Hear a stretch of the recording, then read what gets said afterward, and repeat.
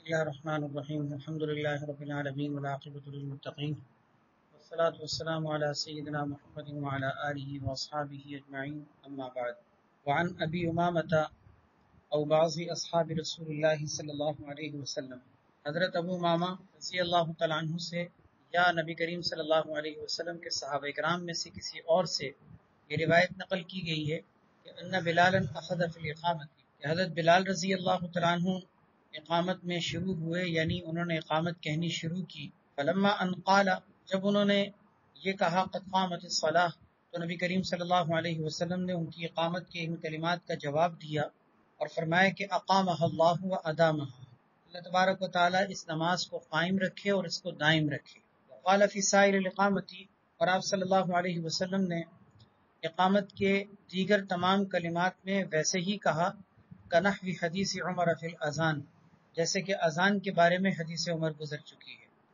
اس حدیث سے یہ بات معلوم ہوئی کہ جس طریقے سے اذان کے کلمات کا جواب دینا چاہیے، اسی طریقے سے اقامت کے کلمات کا بھی جواب دینا چاہیے، اور اقامت کے کلمات کا جواب دینے کا بھی طریقہ وہی ہے جو اذان کا ہے، البتہ اس میں قد قامت الصلاۃ کے جو کلمات ہیں اذان سے زائد کلمات، ان کلمات کا جواب اس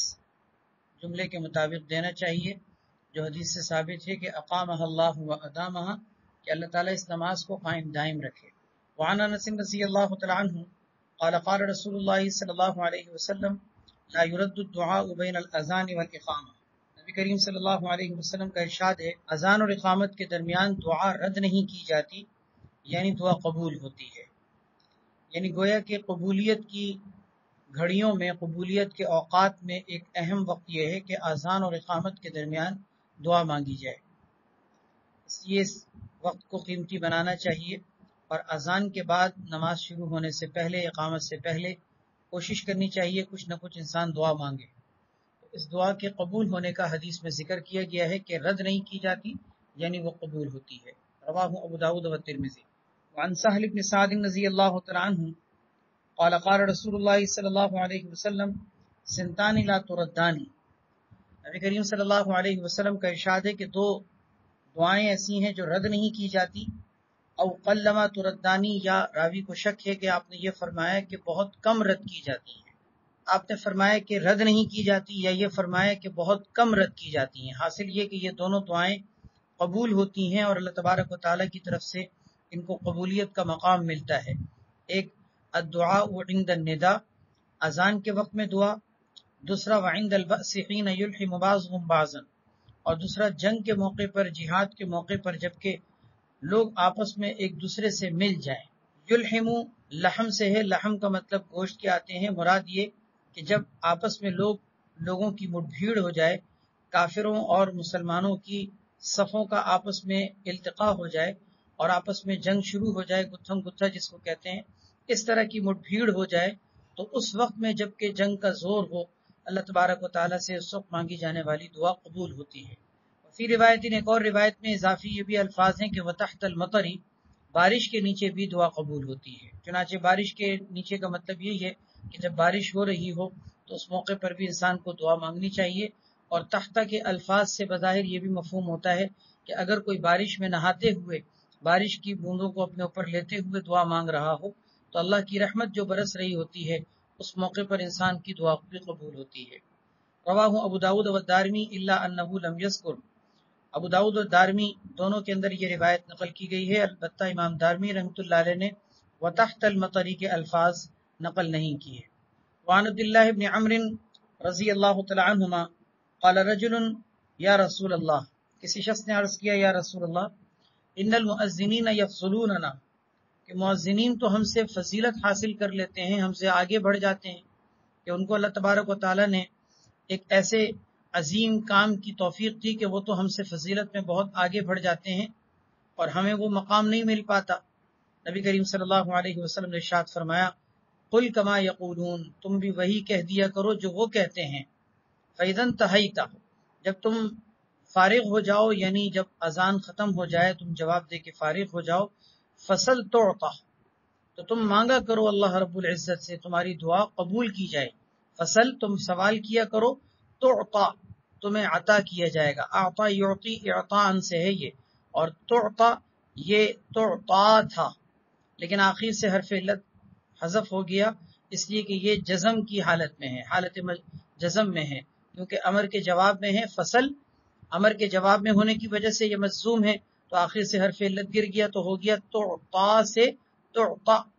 تمہیں عطا کیا جائے گا، کہ جب تم اذان سن کے فارغ ہو جاؤ، جواب دے کے فارغ ہو جاؤ، تو تم اس وقت سوال کیا کرو، اللہ سے دعا مانگا کرو، تمہاری دعا قبول کی جائے گی، تمہیں عطا کیا جائے گا۔ اس حدیث سے اذان کے بعد کی دعا کے قبول ہونے کا علم ہوتا ہے کہ اذان کے بعد بھی انسان کی دعا قبول ہوتی ہے۔ قبولیت دعا کے مختلف اوقات ہیں، پیچھے بھی حدیثوں میں گزرے، اس حدیث سے یہ وقت معلوم ہوتا ہے کہ اذان کے بعد بھی انسان کو دعا مانگنی چاہیے۔ اسی طریقے سے اذان اور اقامت کے درمیان بھی دعا قبول ہوتی ہے، میدان جہاد میں جبکہ دشمن کی مٹ بھیڑ ہو اس وقت بھی دعا قبول ہوتی ہے، بارش کے تحت بھی دعا قبول ہوتی ہے، بیت اللہ کو دیکھ کر بھی دعا قبول ہوتی ہے۔ اسی طرح مختلف اوقات کے اندر، مختلف احادیث کے اندر دعا کی قبولیت کے مقامات ذکر کیے گئے ہیں۔ رواہ ابو داؤد۔ الفصل الثالث۔ حضرت جابر رضی اللہ تعالیٰ عنہ سے مروی ہے کہ میں نے نبی کریم صلی اللہ علیہ وسلم سے سنا، یقول، آپ ارشاد فرما رہے تھے، ان الشیطان اذا سمع النداء بالصلاۃ، بے شک شیطان جب نماز کی اذان کی آواز سنتا ہے، ذهب حتى يكون مکان الروحاء، تو وہ چلا جاتا ہے، بھاگ جاتا ہے، یہاں تک کہ وہ اتنی دور چلا جاتا ہے کہ جیسے کہ روحا کے مقام پر۔ روحا، راوی کہتے ہیں کہ والروحاء من المدینۃ علی 36 میلا، کہ روحا کا مقام مدینہ منورہ سے 36 میل کے فاصلے پر ہے۔ تو گویا کہ آپ نے جو روحا کا مقام ذکر کیا ہے، اس سے یہ مطلب پتہ چلتا ہے کہ شیطان اتنی دور اذان سے بھاگتا ہے جیسے کہ 36 میل کا فاصلہ۔ اس سے آپ اندازہ لگائیے کہ اذان شیطان کے اوپر کتنی گراں اور کتنی بھاری ہوتی ہے، وہ اذان کے کلمات کو سن نہیں سکتا، اذان سننے کی سکت ہی اس کے اندر نہیں ہوتی۔ پیچھے حدیث ہم پڑھ چکے ہیں کہ وہ اس حالت میں ذلیل و رسوا ہو کے بھاگتا ہے کہ اس کی ریح بھی خارج ہو رہی ہوتی ہے، اذان سن کے، اذان ختم ہونے کے بعد پھر وہ واپس آتا ہے اور اقامت کے وقت میں پھر دوبارہ بھاگتا ہے۔ رواہ مسلم۔ وعن علقمۃ بن وقاص رضی اللہ تعالیٰ عنہ قال، انی لعند معاویۃ رضی اللہ تعالیٰ عنہ اذ اذن مؤذن۔ حضرت علقمہ ابن ابی وقاص فرماتے ہیں کہ میں حضرت معاویہ رضی اللہ تعالیٰ عنہ کے پاس موجود تھا، اذ اذن مؤذن، کہ اچانک، اذ مفاجاتیہ ہے، یعنی کہ اتنے میں اچانک ان کے مؤذن نے اذان دینی شروع کر دی۔ حضرت معاویہ رضی اللہ تعالیٰ عنہ کا جو مؤذن تھا اس نے اذان دینی شروع کر دی۔ فقال معاویہ، تو حضرت معاویہ رضی اللہ تعالیٰ عنہ نے بھی اس اذان کے جواب میں وہی کلمات کہے، کما قال مؤذنہ، جیسے کہ ان کے مؤذن نے کہا تھا، یعنی مطلب مؤذن کے کلمات کو وہ دہراتے رہے، وہی کلمات کہتے رہے جو مؤذن کہہ رہا تھا۔ حتی اذا قال، یہاں تک کہ جب مؤذن نے یہ جملہ کہا، حی علی الصلاۃ، تو انہوں نے فرمایا لا حول ولا قوۃ الا باللہ۔ فلما قال، جب مؤذن نے کہا حی علی الفلاح، قال، انہوں نے کہا لا حول ولا قوۃ الا باللہ العلی العظیم۔ وقال بعد ذلك، اور اس کے بعد پھر انہوں نے یہ بات ارشاد فرمائی، وقال بعد ذلك ما قال المؤذن، اس کے بعد انہوں نے وہی کلمات کہے جو مؤذن نے کہے تھے، یعنی مطلب حی علی الصلاح، حی علی الفلاح کا جواب لا حول ولا قوۃ الا باللہ اور لا حول ولا قوۃ الا باللہ العلی العظیم سے دے کر اس کے بعد کے اذان کی کلمات کا جواب ویسے ہی دیا جیسے کہ مؤذن نے کہا تھا۔ ثم قال، پھر اذان سے فارغ ہونے کے بعد فرمایا کہ میں نے رسول اللہ صلی اللہ علیہ وسلم سے سنا ہے، قال ذالک، کہ آپ بھی اسی طرح سے کہہ رہے تھے، یعنی آپ نے بھی مؤذن کی اذان کا جواب اسی طریقے سے دیا تھا۔ رواہ احمد۔ وعن ابی ہریرہ رضی اللہ تعالیٰ عنہ قال، كنا مع رسول اللہ صلی اللہ علیہ وسلم، ہم لوگ نبی کریم صلی اللہ علیہ وسلم کے ساتھ موجود تھے کہ اتنے میں حضرت بلال رضی اللہ تعالیٰ عنہ کھڑے ہوئے، ینادی، اور انہوں نے اذان دینی شروع کی۔ فلما سکتا، جب وہ فارغ ہوئے، قال رسول اللہ صلی اللہ علیہ وسلم، تو نبی کریم صلی اللہ علیہ وسلم نے ارشاد فرمایا، من قال مثل هذا یقینا دخل الجنہ، جس نے یقین کے ساتھ یہ کلمات کہہ دیے وہ جنت میں داخل ہوا۔ یہ کلمات سے مراد یعنی اذان کی کلمات جس نے یقین کے ساتھ کہے، یقین کا مطلب پوری دل کی تصدیق اور پورے یقین کے ساتھ خالص اپنے قلب کی جو ہے تصدیق کے ساتھ اس نے یہ کلمات کہہ دیے، تو وہ جنت میں داخل ہو گیا، اس لیے کہ اس میں اللہ کی بڑائی بھی ہے، اللہ کی وحدانیت کی گواہی بھی ہے، اللہ کے پیارے نبی صلی اللہ علیہ وسلم کی رسالت کی گواہی بھی ہے، اور اس کے ساتھ ساتھ اس کے اندر اللہ رب العزت کی وحدانیت کی اور رسالت محمدی کی گواہی کے ساتھ لوگوں کو خیر کی اور بھلائی کی طرف دعوت دینا بھی ہے۔ گویا اذان دیکھا جائے تو اس کو ایک مکمل دعوت کہا جاتا ہے، اسی لیے تو آپ نے اس کی دعا کے اندر یہ چیز دیکھی ہے کہ اللہم رب هذه الدعوت التامہ، اس کو دعوت ہی نہیں بلکہ دعوت تامہ کہا گیا، یعنی ایک مکمل دعوت، ایک مکمل دعوت، یعنی لوگوں کو اللہ کی طرف بلانے کے لیے یہ ایک بہترین دعوت ہے، بہترین دعوت کے کلمات ہیں، جس کو حدیث کے اندر دعا میں دعوت تامہ کہا گیا ہے۔ بہرحال یہ وہ مبارک کلمات ہیں کہ جن کو کوئی یقین کے ساتھ کہہ دے دخل الجنہ، تو وہ جنت میں داخل ہو گیا۔ رواہ النسائی۔ وعن عائشة رضی اللہ تعالی عنہ قالت كان النبي صلی اللہ علیہ وسلم اذا سمع المؤذن يتشهد، نبی کریم صلی اللہ علیہ وسلم جب مؤذن کی اذان کی آواز سنتے، یتشہد، تو آپ بھی گواہی دیا کرتے تھے، اور اس طرح سے کہ آپ فرمایا کرتے تھے کہ وَأَنَا، یعنی جب مؤذن کہتا تھا نا کہ اشہد ان لا الہ الا اللہ، تو آپ فرماتے تھے وَأَنَا، کہ میں بھی۔ اسی طرح جب وہ رسالت محمدی کی گواہی دیتا تھا تو آپ صلی اللہ علیہ وسلم بھی فرماتے تھے وَأَنَا، یہ دو مرتبہ یا تو تاکید کے طور پر کہتے تھے کہ وَأَنَا، یعنی میں بھی اس بات کی گواہی دیتا ہوں جو تم گواہی دے رہے ہو، اور یا پھر یہ دو مرتبہ دراصل شہادت کے دو مرتبہ دینے کا تذکرہ ہے کہ ایک مرتبہ وحدانیت کی گواہی اور ایک مرتبہ رسالت محمدی کی گواہی۔ تو گویا کہ وَأَنَا یہ دو شہادتین کی طرف یا تو اشارہ ہے کہ اللہ تعالیٰ کی وحدانیت کی بھی گواہی اور نبی کریم صلی اللہ علیہ وسلم کے رسول ہونے کی گواہی، اور یا پھر یہ بطور تاکید کے کہا گیا ہے۔ رواہ ابو داؤد۔ وعن ابن عمر رضی اللہ تعالی عنہما ان رسول اللہ صلی اللہ علیہ وسلم قال من اذن 12 سنة وجبت له الجنہ، نبی کریم صلی اللہ علیہ وسلم نے ارشاد فرمایا جس نے 12 سال تک اذان دی وجبت له الجنہ، اس کے لیے جنت واجب ہو گئی۔ وکتب له بتعظیمہ فی کل یوم 60 حسنۃ، اور اس کے لیے ہر دن، اس کے لیے اذان دینے کی برکت سے ہر دن 60 حسنۃ 60 نیکیاں لکھی جاتی ہیں، 60 نیکیاں لکھی جاتی ہیں۔ وَلِكُلِّ إِقَامَةٍ 30 حسنۃ، اور ہر اقامت کے لیے 30 نیکیاں لکھی جاتی ہیں۔ یہ زیادتی اور کمی کے اعتبار سے جو فرق ہے اس کی وجہ یہ کہ اذان سب کے لیے ہوتی ہے، اقامت صرف موجودین کے لیے ہوتی ہے، یعنی جو حاضر ہو چکے ہیں، تو اس لیے اذان کی جو نیکیاں ہیں وہ زیادہ ہیں، اقامت کی کم ہے۔ رواہ ابن ماجہ۔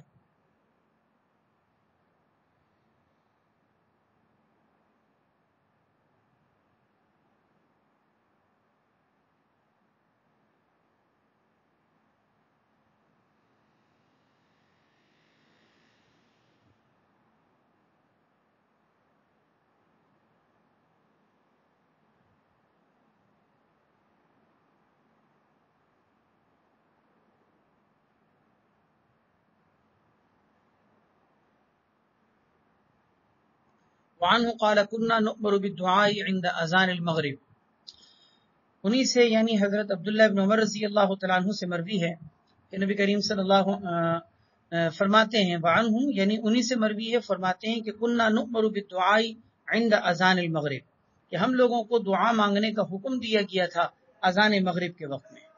اذان مغرب کے وقت میں، جیسے کہ کل بھی سبق کے آخر میں جو حدیث گزری تھی اس کے اندر بھی مغرب کی اذان کے وقت میں دعا کے کلمات بھی باقاعدہ تلقین کیے گئے ہیں، اور ویسے بھی مشائخ کا، بزرگوں کا طریقہ رہا ہے ہر دور کے اندر کہ غروب آفتاب کے وقت میں مغرب کی اذان سے کچھ پہلے اللہ رب العزت کے حضور رجوع کرتے ہیں اور اس موقع پر دعائیں مانگتے ہیں، کیونکہ وہ وقت دعاؤں کی قبولیت کا ہوتا ہے۔ وجہ اس کی یہ ہوتی ہے کہ یہ دن کے جانے کا اور رات کے آنے کا وقت ہوتا ہے، فرشتوں کے نزول و صعود کا وقت ہوتا ہے، دن کے فرشتے جا رہے ہوتے ہیں، رات کے فرشتے آ رہے ہوتے ہیں، یہ دو وقت کے ملنے کا ایسا وقت ہوتا ہے کہ جس میں دعا قبول ہوتی ہے۔ اسی لیے حدیث میں بھی جو دعا کے کلمات سکھائے گئے ہیں اس میں یہ خاص طور پر الفاظ موجود ہیں کہ وَأَصْوَاتُ دُعَاتِكَ، کہ اللہ یہ تجھ سے مانگنے والوں کی آوازوں کا وقت ہے۔ تو معلوم یہ ہوا کہ خود حدیث سے یہ بات معلوم ہوتی ہے کہ اس وقت میں اللہ کے محبوب بندے اللہ رب العزت کو پکارتے ہیں، اس لیے حضرت عبداللہ ابن عمر رضی اللہ تعالیٰ عنہ فرما رہے ہیں کہ ہمیں اذان مغرب کے وقت دعا مانگنے کا حکم دیا گیا تھا، تو ہمیں بھی اس بات کی کوشش کرنی چاہیے کہ مغرب کی اذان سے کچھ پہلے اللہ کے حضور رجوع کر کے کچھ نہ کچھ دعائیں مانگنی چاہیے۔ رواہ البیہقی فی الدعوات الکبیر۔ باب فیہ فصلان، یہ باب جس کے اندر دو فصلیں ہیں، یہ بھی اذان سے متعلق ہے، اذان سے ہی متعلق یہ باب ہے، لیکن اس کے اندر دو فصلیں ہیں، یعنی الفصل الاول اس کے اندر ہے اور الفصل الثانی ہے، فصل ثالث اس کے اندر میں، فصل اول ہے اور فصل ثالث ہے، فصل ثانی اس کے اندر نہیں ہے۔ شروع میں یہ بات گزر چکی ہے کہ فصل اول کے اندر کس طرح کی حدیثیں، فصل ثانی کے اندر کس طرح کی حدیثیں لائی جاتی ہیں، ہم شروع میں اس پر تفصیل سے بات کر چکے ہیں۔ تو یہاں پر اس کا مطلب یہ ہے کہ یہاں پر دو طرح کی حدیثیں لائیں گے، فصل اول کی اور فصل ثالث کی حدیثیں۔ عن ابن عمر رضی اللہ تعالیٰ عنہما قال قال رسول اللہ صلی اللہ علیہ وسلم ان بلالا ینادی بلیل فکلوا واشربوا،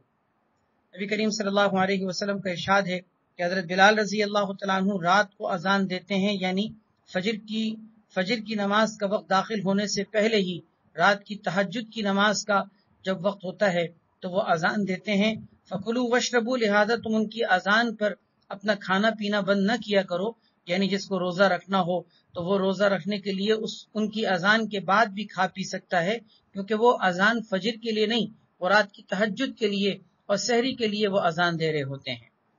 فکلوا واشربوا، لہذا تم کھاتے اور پیتے رہا کرو، حتی ینادی ابن ام مکتوم، ہاں یہاں تک کہ جب حضرت عبداللہ ابن ام مکتوم رضی اللہ تعالیٰ عنہ جب اذان دے دیں تو اس کے بعد پھر کھانا پینا بند کر دیا کرو۔ حضرت عبداللہ ابن ام مکتوم رضی اللہ تعالیٰ عنہ جو اذان دیا کرتے تھے یہ فجر کی ہوتی تھی، اور حضرت بلال رضی اللہ تعالیٰ عنہ جو اذان دیتے تھے وہ رات کی ہوتی تھی، اور اس اذان کا مقصد یہ ہوتا تھا کہ لوگوں کو تہجد کے وقت کا علم ہو، جو سونے والے ہیں وہ جاگ جائیں اور تہجد کا اہتمام کریں، اور جو رات کو جاگنے والے ہیں، قیام اللیل پڑھنے والے ہیں، جو رات کو جاگے ہوئے ہیں وہ کچھ لیٹ جائیں، کچھ آرام کر لیں تاکہ تازگی حاصل ہو اور فجر کی نماز کے لیے فریش ہو جائیں۔ تو اس لیے یہ اذان وقت سے پہلے ایک تہجد کی اذان بھی ہوا کرتی تھی عہد نبوی کے اندر۔ فَكُلُوا وَاشْرَبُوا حَتَّى يُنَادِيَ ابن ام مکتوم، قال، راوی کہتے ہیں کہ وَكَانَ ابن ام مکتوم رجلا اعمى، حضرت عبداللہ ابن ام مکتوم رضی اللہ تعالیٰ عنہ ایک نابینا صحابی تھے، ایک نابینا شخص تھے۔ لا ینادی، وہ اذان اس وقت تک نہیں دیتے تھے یہاں تک کہ حتی یقال لہ، ان سے یہ کہہ دیا جاتا تھا کہ اصبحتا اصبحتا، کہ آپ نے صبح کر لی، یعنی مطلب صبح کا وقت ہو چکا ہے، لوگ ان کو بتا دیا کرتے تھے، تو پھر اس کے بعد وہ اذان دے دیا کرتے تھے فجر کی اذان کے علاوہ بقیہ تمام نمازوں کے لیے وقت سے پہلے اذان دینا بالاتفاق سب کے نزدیک ناجائز ہے، یعنی ظہر، عصر، مغرب اور عشاء، ان چاروں نمازوں کے لیے سب کا اتفاق ہے کہ وقت سے پہلے اذان نہیں دی جا سکتی۔ اگر کسی نے وقت سے پہلے دے دی تو وقت داخل ہونے کے بعد اس کا اعادہ یعنی اس کو لوٹانا ضروری ہوگا۔ البتہ فجر کی اذان کو وقت سے پہلے دیا جا سکتا ہے یا نہیں، اس مسئلے کے اندر اختلاف ہے۔ حضرات ائمہ ثلاثہ اور امام ابو یوسف رحمہ اللہ، یعنی گویا کہ احناف میں سے امام ابو یوسف رحمۃ اللہ علیہ اور شوافع، مالکیہ اور حنابلہ، یہ سب حضرات فرماتے ہیں کہ آدھی رات کا اگر وقت ہو چکا ہے تو اس کے بعد کسی بھی وقت فجر کی اذان دی جا سکتی ہے، یعنی فجر کی اذان وقت سے پہلے بھی دی جا سکتی ہے بشرطے کہ آدھی رات کا وقت ہو چکا ہو اس کے بعد۔ امام ابو حنیفہ رحمۃ اللہ علیہ اور امام محمد رحمۃ اللہ علیہ یہ دونوں حضرات فرماتے ہیں کہ صبح صادق سے پہلے یعنی فجر سے پہلے اذان، فجر کا وقت داخل ہونے سے پہلے اذان دینا درست نہیں۔ اگر کسی نے وقت سے پہلے اذان فجر کی دے دی تو جیسے دوسری نمازوں کے اندر وقت داخل ہونے کے بعد اعادہ ضروری ہوتا ہے، تو فجر کی اذان کا بھی اعادہ ضروری ہوگا۔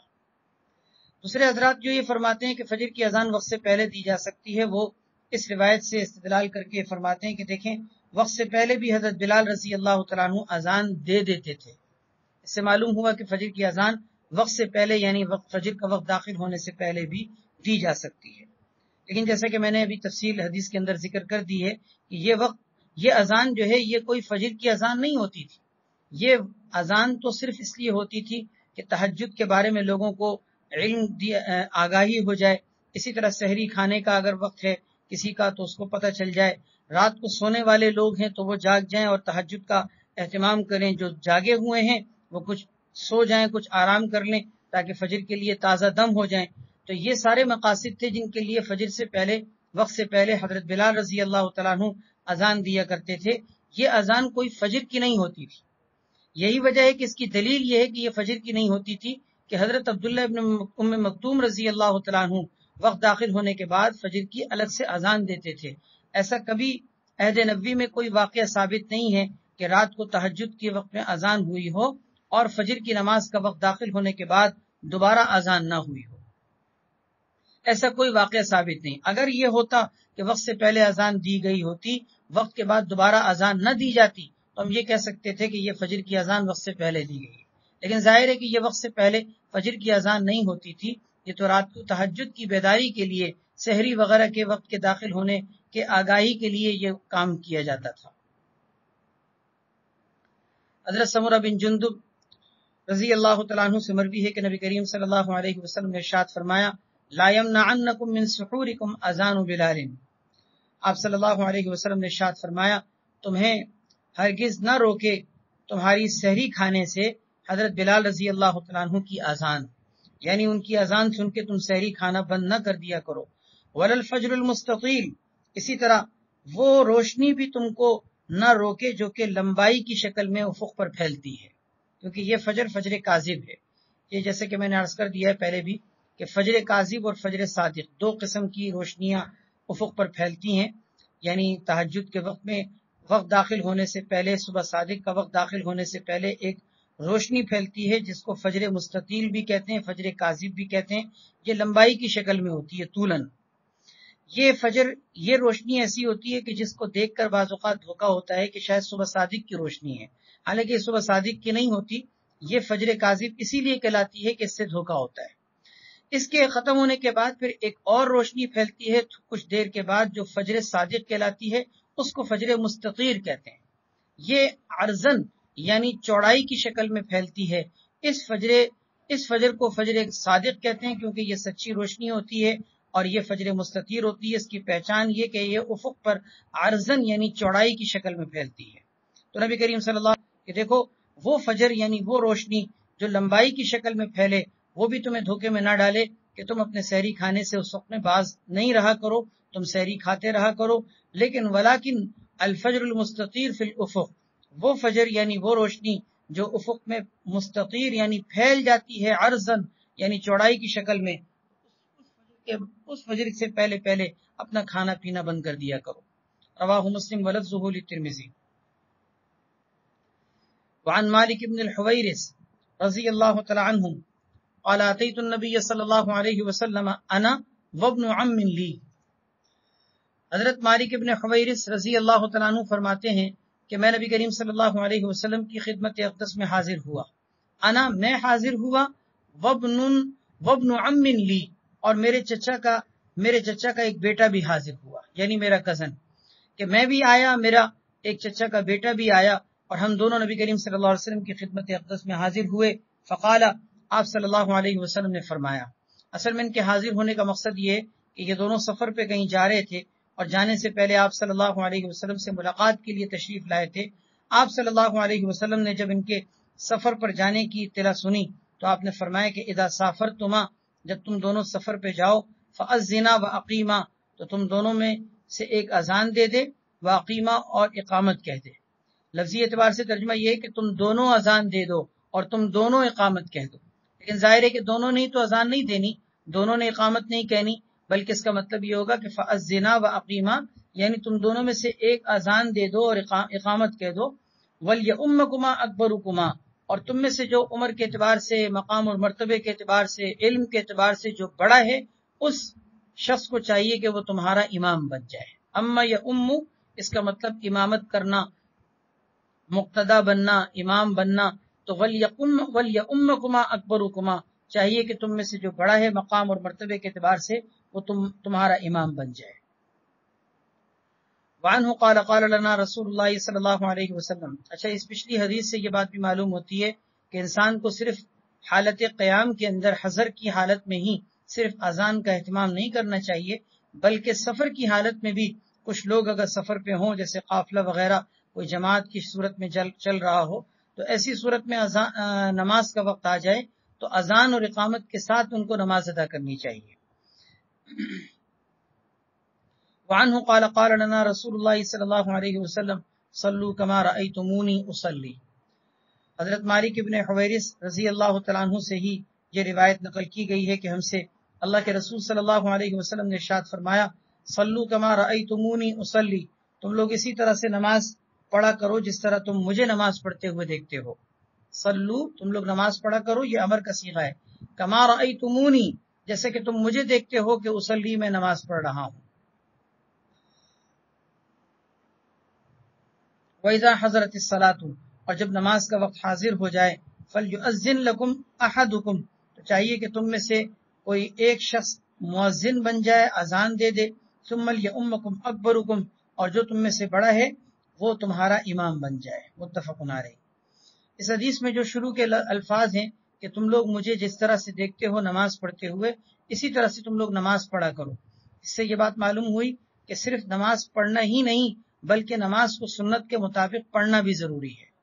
یعنی یہ اس بات کا بھی اہتمام ضروری ہے کہ ہماری نماز اللہ کے نبی صلی اللہ علیہ وسلم کی سنت کے مطابق ہو، آپ کے طریقے کے مطابق ہو، اس لیے کہ صرف نماز پڑھنے سے ہی ہماری نماز کی ادائیگی نہیں ہوگی بلکہ نماز کو سنت کے مطابق پڑھنے سے ادائیگی ہوگی۔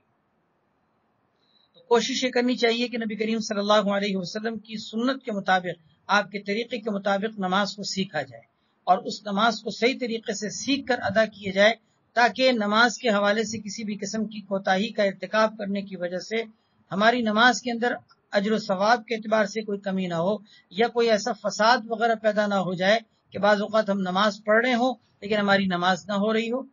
اس لیے ہر چیز کی طرح نماز کو بھی سیکھ کر جو ہے وہ ادا کرنا چاہیے۔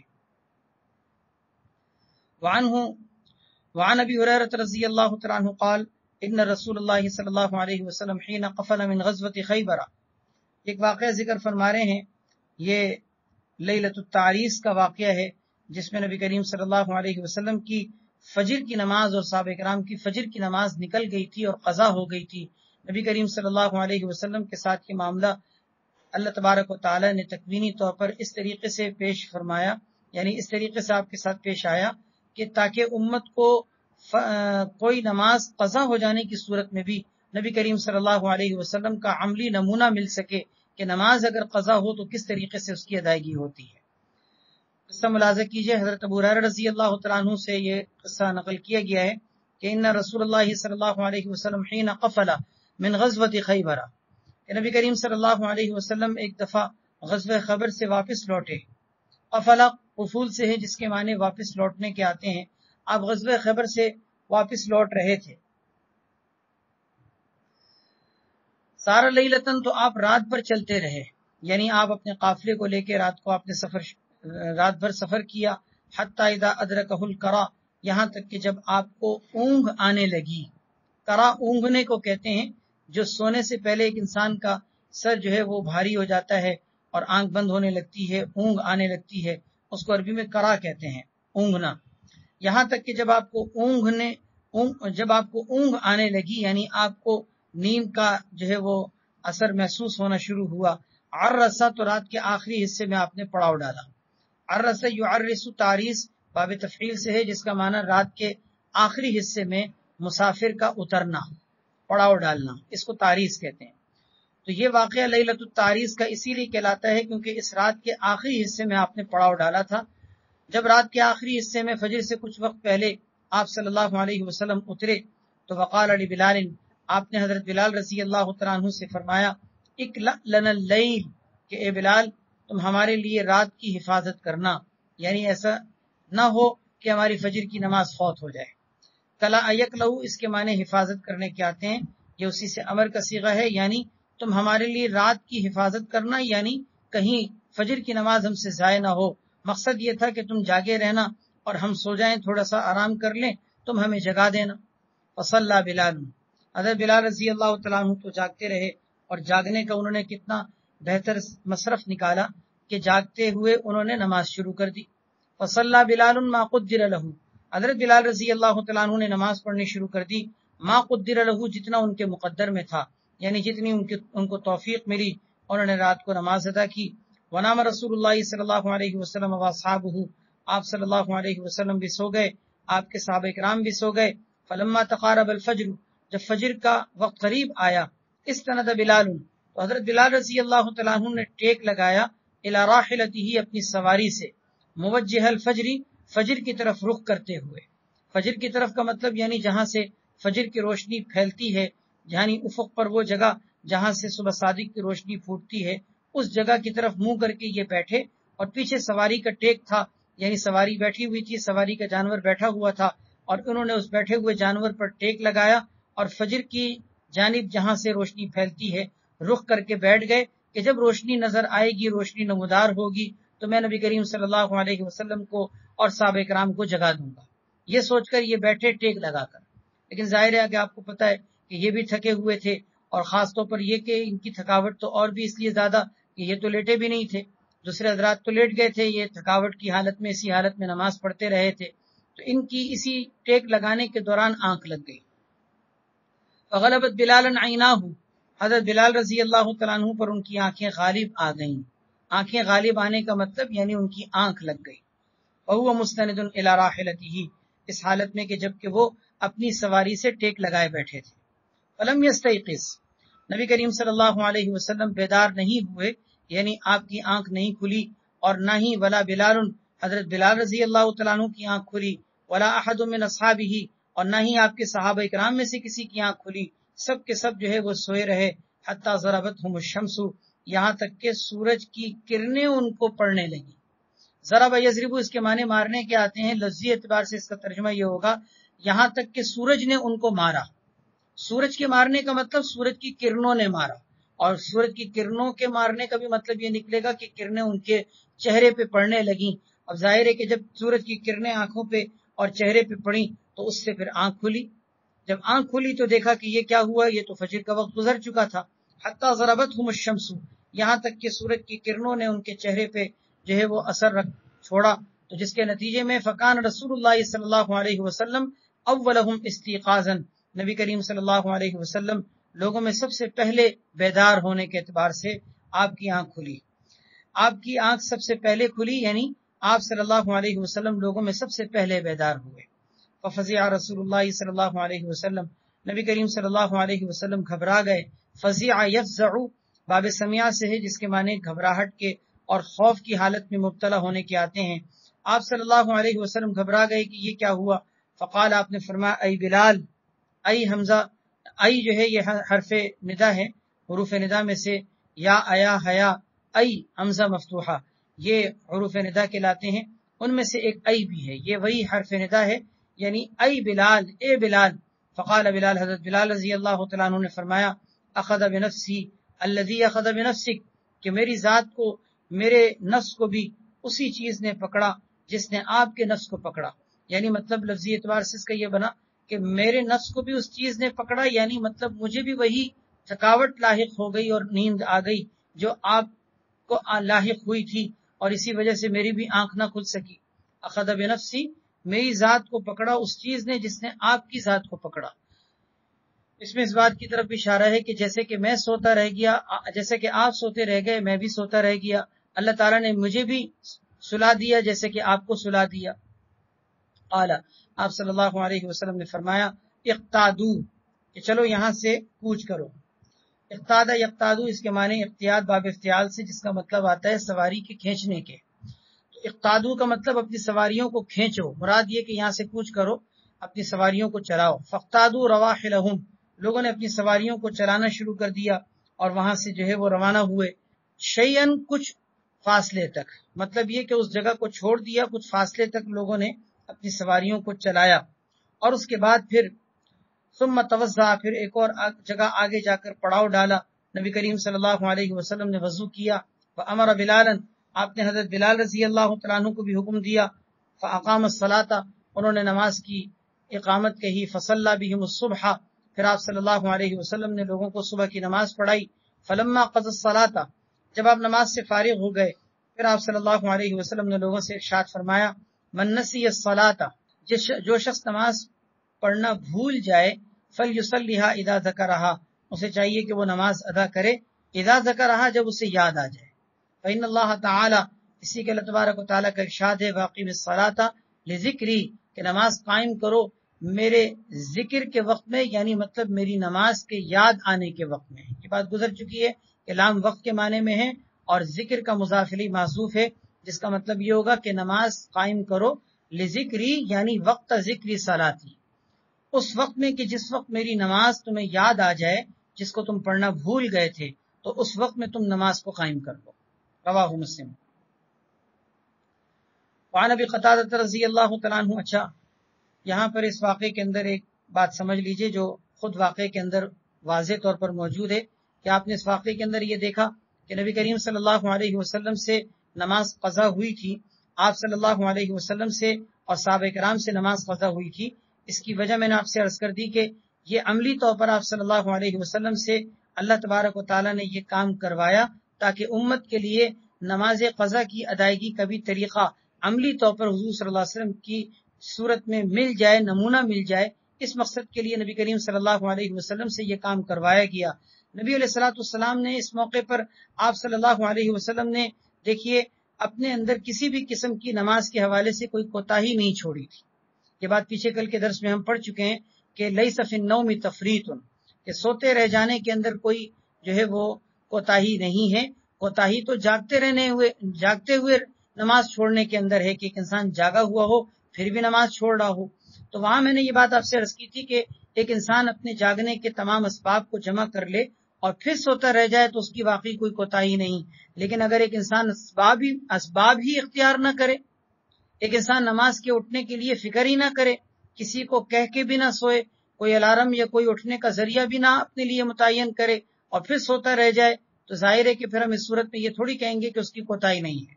اسی مسئلے کو سامنے رکھتے ہوئے آپ اس حدیث پہ ذرا غور کیجئے کہ اس واقعے کے اندر واضح طور پر یہ بات موجود ہے کہ نبی کریم صلی اللہ علیہ وسلم نے رات کے آخری حصے میں جب پڑاؤ ڈالا اور سب جو ہے تھوڑی دیر آرام کے لیے جب لیٹے تو اس موقع پر آپ صلی اللہ علیہ وسلم نے اپنی اور تمام صحابہ کرام کی نماز کی حفاظت کے لیے حضرت بلال رضی اللہ تعالیٰ عنہ کو جاگتے رہنے کے لیے مقرر کیا اور ان سے واضح طور پر یہ بات کہی کہ اقلع لنا اللیل، کہ تم ہماری رات کی حفاظت کرنا، کہیں ہم سے نماز فوت نہ ہو جائے.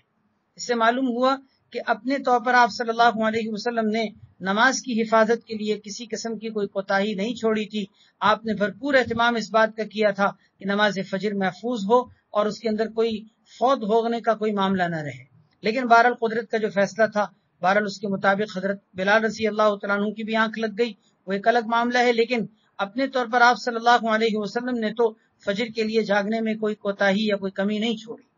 تو اس سے معلوم ہوا کہ ہمیں بھی اپنی نمازوں کے حوالے سے اس بات کا اہتمام کرنا چاہیے کہ ہم اپنی نمازوں کے بارے میں جو ظاہری اسباب اختیار کر سکتے ہیں وہ کریں. پھر اگر ہم سے کبھی کوئی نماز چھوٹ جاتی ہے اور آنکھ لگ جاتی ہے تو ٹھیک ہے، اس موقع پر ہم یہ کہہ سکتے ہیں کہ لیس فی النوم تفریط.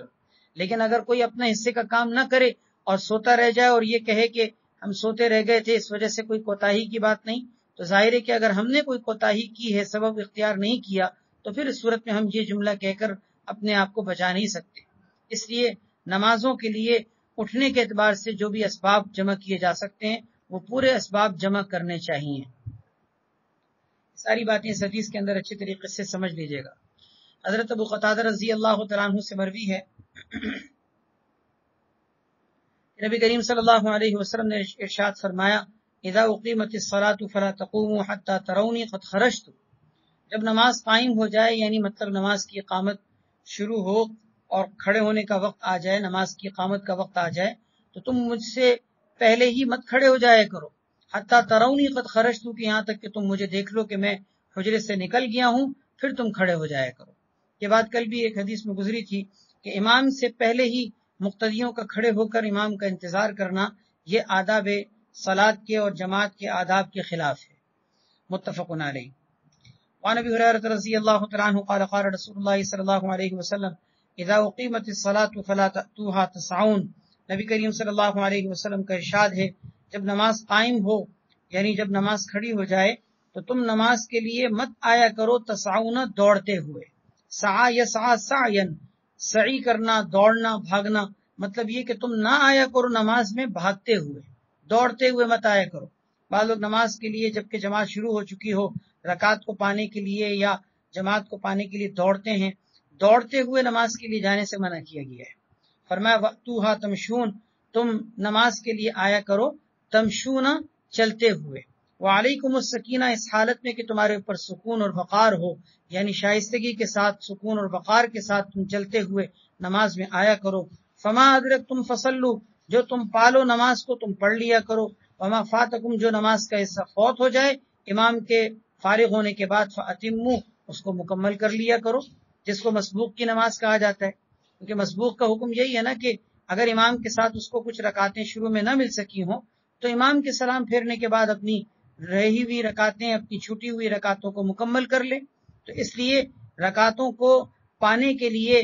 دوڑتے ہوئے مت آیا کرو، تم آہستگی کے ساتھ آیا کرو، سکون و وقار کے ساتھ، جو نماز کا حصہ مل جائے تم پڑھ لو، جو رہ جائے امام سے فارغ ہونے کے بعد تم اس کو کھڑے ہو کے اپنی نماز کو مکمل کر لو۔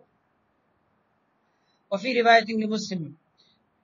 بخاری اور مسلم دونوں کے اندر یہ حدیث موجود ہے، البتہ مسلم شریف کے اندر یہ اضافی الفاظ ہیں کہ فإن أحدكم إذا كان يعمد إلى الصلاة، جب تم میں سے کوئی نماز کے ارادے سے نکلتا ہے، فهو في صلاة، تو وہ نماز کی حالت میں ہوتا ہے، وہ نماز کی حالت میں ہوتا ہے۔ یہ وجہ بیان کی جا رہی ہے اس بات کی کہ دوڑتے ہوئے مسجد کی طرف جماعت میں شریک ہونے کے لیے حاضر ہونے سے کیوں منع کیا گیا؟ فرمایا دوڑتے ہوئے اس لیے آنے سے منع کیا گیا کیونکہ جب کوئی تم میں سے نماز کے لیے آتا ہے نماز کے ارادے سے، تو راستے بھر میں بھی وہ نماز کی حالت میں ہوتا ہے، اور ظاہر ہے کہ نماز کی حالت میں انسان کو شائستگی اور وقار کا اور سکون کا اہتمام کرنا چاہیے۔ ایسا نہیں ہو کہ ہم بھاگتے ہوئے جا رہے ہوں اور اس کی وجہ سے نماز کی ظاہر ہے کہ شائستگی اور سکون متاثر ہو رہا ہو۔ یہی وجہ ہے کہ فقہاء نے لکھا ہے نماز کے لیے جانے والے کو نماز کے لیے جاتے ہوئے راستے میں کسی بھی قسم کی ایسی کوئی حرکت نہیں کرنی چاہیے جو نماز کے منافی ہو۔ مثال کے طور پر کوئی کھاتے پیتے ہوئے جانا، یا دنیا کی باتیں کرتے ہوئے جانا، یا اسی طریقے سے کوئی اور ایسے کام جو نماز کے اندر مناسب نہیں سمجھے جاتے، ان کاموں سے انسان کو بچتے ہوئے سکون اور وقار کے ساتھ نماز کے لیے جانا چاہیے، کیونکہ راستے بھر میں وہ جو قدم اٹھا رہا ہے یہ سب نماز میں لکھے جا رہے ہیں۔ الفصل الثالث عن زید بن اسلم رضی اللہ تعالی عنہ قال عرس رسول اللہ صلی اللہ علیہ وسلم، یہ وہی لیلۃ التعریس کا واقعہ کچھ الفاظ کے اختلاف کے ساتھ ذکر کیا گیا ہے۔ حضرت زید بن اسلم رضی اللہ تعالیٰ عنہ سے مروی ہے کہ نبی کریم صلی اللہ علیہ وسلم نے تعریس فرمائی، یعنی رات کے آخری حصے میں قیام فرمایا، بطریق مکہ لیلتن، بطریق مکہ، ایک شب کو مکہ مکرمہ کے راستے میں، ووکل بلالا، آپ نے حضرت بلال رضی اللہ تعالیٰ عنہ کو موکل یعنی ان کو مقرر کیا، وکل یوکل توکیل، مقرر کیا آپ نے حضرت بلال رضی اللہ تعالیٰ عنہ کو کہ ان یوقظہم للصلاۃ، کہ وہ لوگوں کو نماز کے لیے جگا دیں۔ فرقد بلال ورقدوا، چنانچہ ہوا یہ کہ حضرت بلال رضی اللہ تعالیٰ عنہ بھی سو گئے، ورقدوا، اور لوگ بھی سو گئے، حتی استيقظوا، یہاں تک کہ لوگ بیدار ہوئے اس وقت جب کہ وقت طلعت علیہم الشمس، سورج ان پر طلوع ہو چکا تھا، فاستيقظ القوم، لوگ بیدار ہوئے، فقد فزعوا، گھبرا گئے، فامرهم رسول اللہ صلی اللہ علیہ وسلم ان يركبوا، نبی کریم صلی اللہ علیہ وسلم نے لوگوں کو حکم دیا کہ وہ سوار ہو جائیں، ان يركبوا، کہ سوار ہو جائیں، یعنی مطلب سواری پر بیٹھ کر یہاں سے نکل جائیں اس وادی سے، حتی یخرجوا من ذلک الوادی، یہاں تک کہ اس وادی سے نکل جائیں، وقال، اور آپ نے اس کی وجہ یہ بیان فرمائی کہ ان ھذا واد به شیطان، یہ ایسی وادی ہے کہ جس میں شیطان ہے، کہ جس نے ہمیں نماز کے بارے میں غفلت کا شکار کر دیا، تو اس وادی میں ہمارے لیے رہنا مناسب نہیں، اس وادی کو چھوڑ کر آگے چلو۔ آپ صلی اللہ علیہ وسلم کے اس جگہ سے جانے کی اور آگے کچھ دور جا کر دوبارہ پڑاؤ ڈالنے کی وجہ ایک تو یہی حدیث میں ذکر کی گئی ہے کہ آپ نے اس وادی کو چھوڑ دینے اور وہاں سے نکل جانے کی وجہ خود حدیث میں یہ ذکر فرمائی کہ ان ھذا واد به شیطان، یہ ایسی وادی ہے جس میں شیطان ہے، لہذا اس وادی کو چھوڑو اور آگے جا کر کہیں ہم پڑاؤ ڈالیں گے اور وہاں فجر کی نماز ادا کریں گے۔ ایک تو وجہ یہ ہے، دوسری وجہ یہ بھی ذکر کی گئی ہے کہ آپ صلی اللہ علیہ وسلم نے سورج چونکہ طلوع ہو رہا تھا، آپ نے اس موقع پر فجر کی نماز کی ادائیگی کا لوگوں کو حکم نہیں دیا، بلکہ کچھ وقت تاکہ گزر جائے، اس مقصد سے آپ نے کہا کہ یہاں سے چلو تاکہ سورج اچھی طرح سے نکل جائے، اس کے بعد پھر آگے جا کر آپ نے پڑاؤ ڈالا اور وہاں پر آپ نے فجر کی ادائیگی کی۔ یہ مسئلہ آپ کو معلوم ہے کہ عین طلوع آفتاب کے وقت میں نماز نہیں پڑھی جاتی، لیکن عین طلوع آفتاب کے وقت میں بھی نماز نہ پڑھنے کا کوئی مختصر سا وقت نہیں ہوتا، بلکہ کچھ وقت تک انتظار کیا جاتا ہے، کچھ وقت کا انتظار کیا جاتا ہے، تقریباً کوئی 10 سے 12 منٹ کا وقفہ کیا جاتا ہے کہ عین طلوع آفتاب کے وقت میں جس وقت نماز پڑھنا ممنوع ہوتا ہے اس میں کوئی 10-12 منٹ کا تقریباً وقفہ کرنا چاہیے تاکہ کچھ وقت نکل جائے اور سورج کچھ نکل جائے. ایسا نہ ہو کہ ہم عین طلوع آفتاب کے وقت نماز پڑھنے کی وجہ سے گناہگار ہوں. یہی وجہ ہے کہ کچھ وقت کے بعد پھر نمازوں کے پڑھنے کی ابتدا ہوتی ہے. اشراق کے اندر بھی یہی ہوتا ہے. مثلا اگر 5:45 پہ فجر کی نماز کا وقت نکل رہا ہے تو 5:45 کا مطلب یہ نہیں ہے کہ 46 یا 47 پہ آپ پڑھ سکتے ہیں، بلکہ اشراق کی نماز پڑھنے کے لیے تقریباً کوئی 10 منٹ کا تقریباً گیپ رکھنا چاہیے کہ 5:45 پہ وقت نکل رہا ہے تو 5:55 پہ پھر جا کر اشراق وغیرہ کا اہتمام کرنا چاہیے. تو اس لیے نبی کریم صلی اللہ علیہ وسلم کے وہاں سے نکلنے کی ایک وجہ یہ بھی ذکر کی گئی ہے کہ آپ نے اس جگہ سے اس لیے کوچ فرمایا تاکہ کچھ وقت نکل جائے اور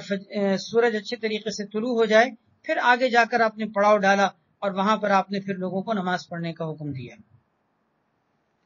فرقیبوا چنانچہ لوگ سوار ہوئے حتی خرجوا من ذلک الوادی، یہاں تک کہ اس وادی سے نکل گئے. ثم امرهم، پھر آگے جا کر نبی کریم صلی اللہ علیہ وسلم نے لوگوں کو حکم دیا ان ينزلوا، کہ وہ دوبارہ اتریں، وان يتوضؤوا، اور وضو کریں، وامر بلالا، اور آپ نے حضرت بلال رضی اللہ تعالیٰ عنہ کو حکم دیا کہ ان ينادي للصلاة او يقيما، کہ وہ نماز کے لیے اذان دیں یا اقامت کہیں. یہ او بمانا واو کے ہے. او کے معنی یہ نہیں ہے کہ یا یہ کریں یا یہ، بلکہ واو کے معنی میں ہے، اور اس کا مطلب یہ کہ آپ نے حضرت بلال رضی اللہ تعالیٰ عنہ کو حکم دیا کہ وہ نماز کے لیے اذان بھی دیں اور اقامت بھی کہیں. فصلی رسول اللہ صلی اللہ علیہ وسلم، نبی کریم صلی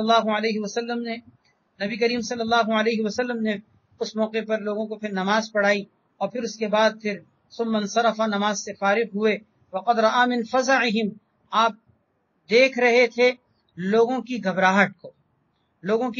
کو آپ نے دیکھا کہ لوگ بہت گھبرائے ہوئے ہیں کہ یہ ہم سے کیا ہو گیا، ہم نے فجر کی نماز قضا کر دی، فجر کی نماز ہم وقت پہ نہ ادا کر سکے. لوگوں کو اس کی وجہ سے خوف تھا، گھبراہٹ تھی، لوگ پریشان تھے. آپ نے جب لوگوں کو نماز سے فارغ ہونے کے بعد ان کو گھبرائے ہوئے دیکھا تو آپ نے لوگوں کو تسلی دی اور فرمایا کہ یا ایھا الناس ان اللہ قبض ارواحنا، اے لوگوں، اللہ تعالیٰ نے ہماری روحوں کو قبض کیا ہے، یعنی اللہ تعالیٰ ہی نے ہماری روحوں کو قبض کیا اور ہمیں نیند سے، اللہ تبارک و تعالیٰ نے نیند کی حالت میں مبتلا کیا، ہمیں سلا دیا، ہماری روحوں کو قبض کر دیا. ولو شاء لردها الینا، اگر اللہ تعالیٰ چاہتے تو ہماری روحوں کو ہماری طرف واپس لوٹاتے، فی حین غیر ھذا، اس وقت میں جو کہ اس وقت کے علاوہ ہوتا. یعنی کیا مطلب کہ اس وقت میں جو ہماری آنکھ کھلی ہے، اللہ تعالیٰ چاہتے تو اس سے پہلے بھی تو اس کے علاوہ کسی اور وقت میں ہماری آنکھ کھلوا سکتے تھے. اللہ تعالیٰ چاہتے تو ہماری روحوں کو اس کے علاوہ دوسرے وقت میں بھی لوٹا سکتے تھے. کیا مطلب کہ وقت باقی ہوتا اور ہماری آنکھ کھل جاتی. اللہ تعالیٰ چاہتے تو یہ کر دیتے، لیکن اللہ تعالیٰ نے یہ نہیں کیا. اس کا مطلب یہ کہ اس میں کوئی مصلحت ہے.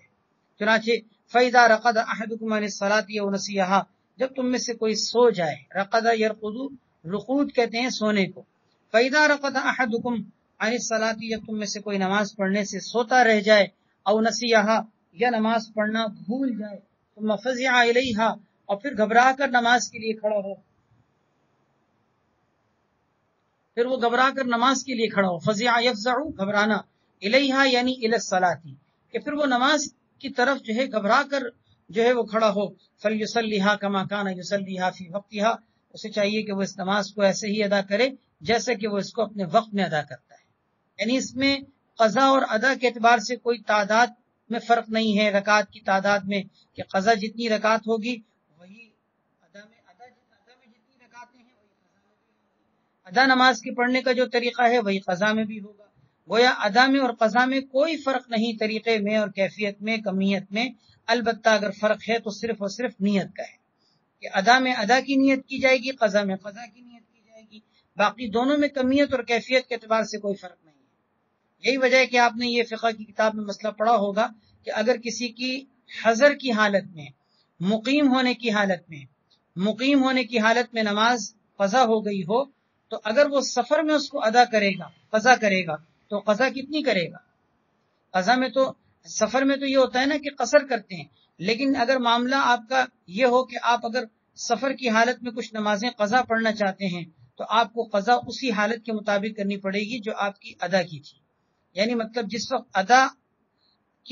وقت حضر کی حالت میں نمازیں قضا ہوئی تھیں تو اسی کیفیت کے مطابق وہاں پر نماز پڑھنی پڑے گی. مثلا حضر کی حالت میں اگر کسی کی ظہر کی قضا ہو گئی، سفر میں اگر قضا کرے گا تو ظہر کے اندر قصر نہیں ہوگی بلکہ 4 رکعت ہوں گی. کیوں؟ اس لیے کہ قضا بالکل ادا کی طرح سے ہوتی ہے. یہ حدیث اس کی دلیل ہے کہ آپ صلی اللہ علیہ وسلم نے فرمایا کہ جب کسی کی نماز رہ جائے، سوتا رہ جائے یا بھول جائے، پھر گھبرا کر وہ نماز کے لیے کھڑا ہو تو اس کو چاہیے کہ وہ نماز ایسے ہی پڑھے جیسے کہ وہ اس کو اپنے وقت میں پڑھتا تھا. اچھا، اسی طریقے سے اس کے برعکس صورت بھی سن لیجئے. سفر والے مسئلے کے اندر اگر سفر کے دوران آپ سے خدا نخواستہ ظہر کی نماز قضا ہو گئی، آپ نہ پڑھ سکے اور پھر آپ اپنے مقام پر پہنچے اور حالت قیام میں آپ نے اپنی نماز کی قضا کرنی چاہیے تو آپ قصر کریں گے. یعنی اس کا مطلب یہ کہ مقام پر پہنچنے کی صورت میں 4 رکعت نہیں پڑھی جائیں گی. گویا جس حالت میں نماز قضا ہوئی ہے اسی حالت کا اعتبار کرتے ہوئے نماز کی قضا ہوگی. ثم التفت رسول اللہ صلی اللہ علیہ وسلم الى ابی بکر صدیق.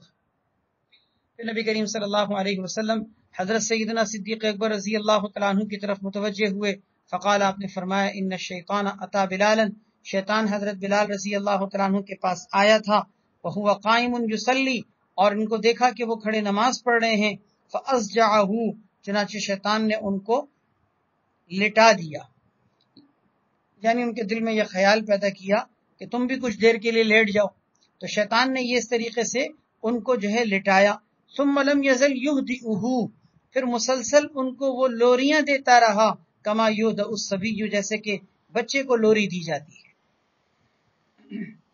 اہدأ یہدئ، اس کے معنی لوری دینے کے آتے ہیں. لوری کا مطلب بچے کو سلانے کے لیے جو تھپکیاں دی جاتی ہیں، اس کی کمر پر ہاتھ مارا جاتا ہے، اس کو لٹایا جاتا ہے، کچھ اس کو جو ہے کچھ سنایا جاتا ہے جس سے بچے کو نیند آ جاتی ہے، اس کو لوری دینا کہتے ہیں. ثم لم یزل یہدئہ، شیطان ان کو مسلسل تھپکیاں دیتا رہا، لوریاں دیتا رہا جیسے کہ کسی بچے کو لوری دی جاتی ہے. حتی نام، یہاں تک کہ پھر وہ سو گئے، ان کی آنکھ لگ گئی. ثم دعا رسول اللہ صلی اللہ علیہ وسلم بلالا، یہ بات آپ نے جس وقت کہی تھی نا، اس وقت حضرت بلال رضی اللہ تعالیٰ عنہ سامنے موجود نہیں تھے. آپ صلی اللہ علیہ وسلم نے یہ بات حضرت ابوبکر صدیق رضی اللہ تعالیٰ عنہ سے فرمائی تھی. پھر آپ صلی اللہ علیہ وسلم نے حضرت بلال رضی اللہ تعالیٰ عنہ کو بلایا. فاخبر بلال رسول اللہ صلی اللہ علیہ وسلم، تو حضرت بلال رضی اللہ تعالیٰ عنہ نے خبر دی، یعنی انہوں نے وہ واقعہ سنایا. مثل الذی، اسی طرح کا واقعہ، الذی اخبر رسول اللہ صلی اللہ علیہ وسلم ابا بکر رضی اللہ تعالیٰ عنہ، جیسا کہ نبی کریم صلی اللہ علیہ وسلم نے حضرت ابوبکر صدیق رضی اللہ تعالیٰ عنہ کو بتایا تھا.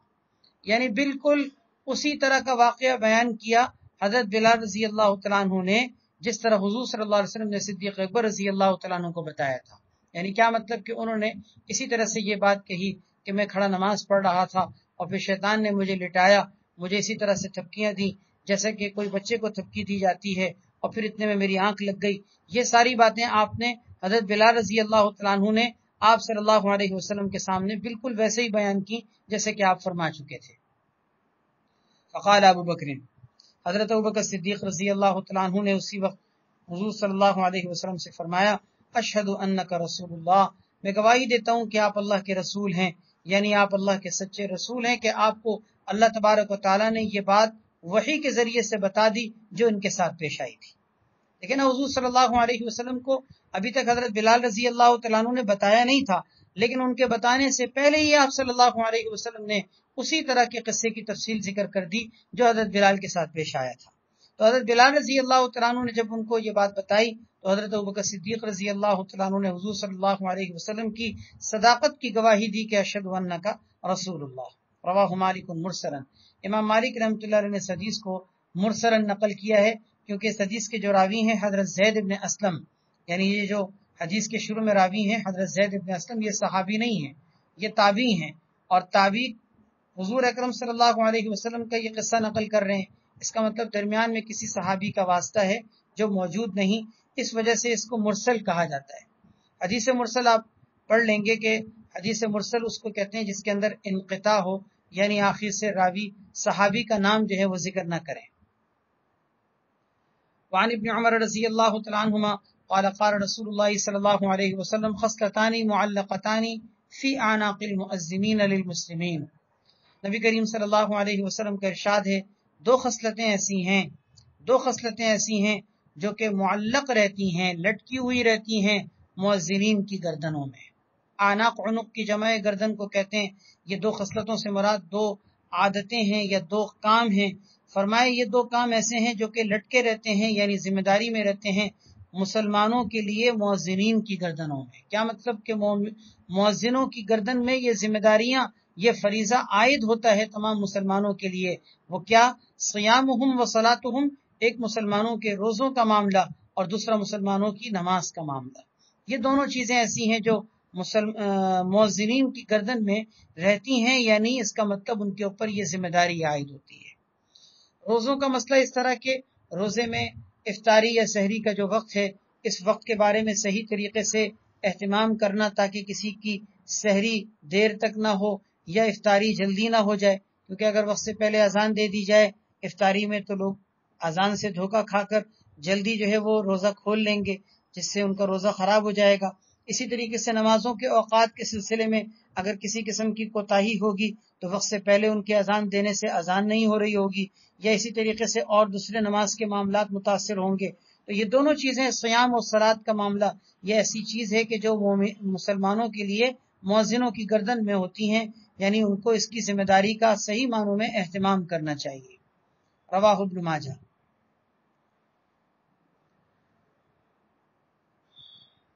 اذان کا باب ختم ہوا. آگے باب المساجد و مواضع الصلاۃ، یہاں سے مساجد کا بیان شروع ہو رہا ہے اور نماز پڑھنے کی جگہوں کا بیان شروع ہو رہا ہے.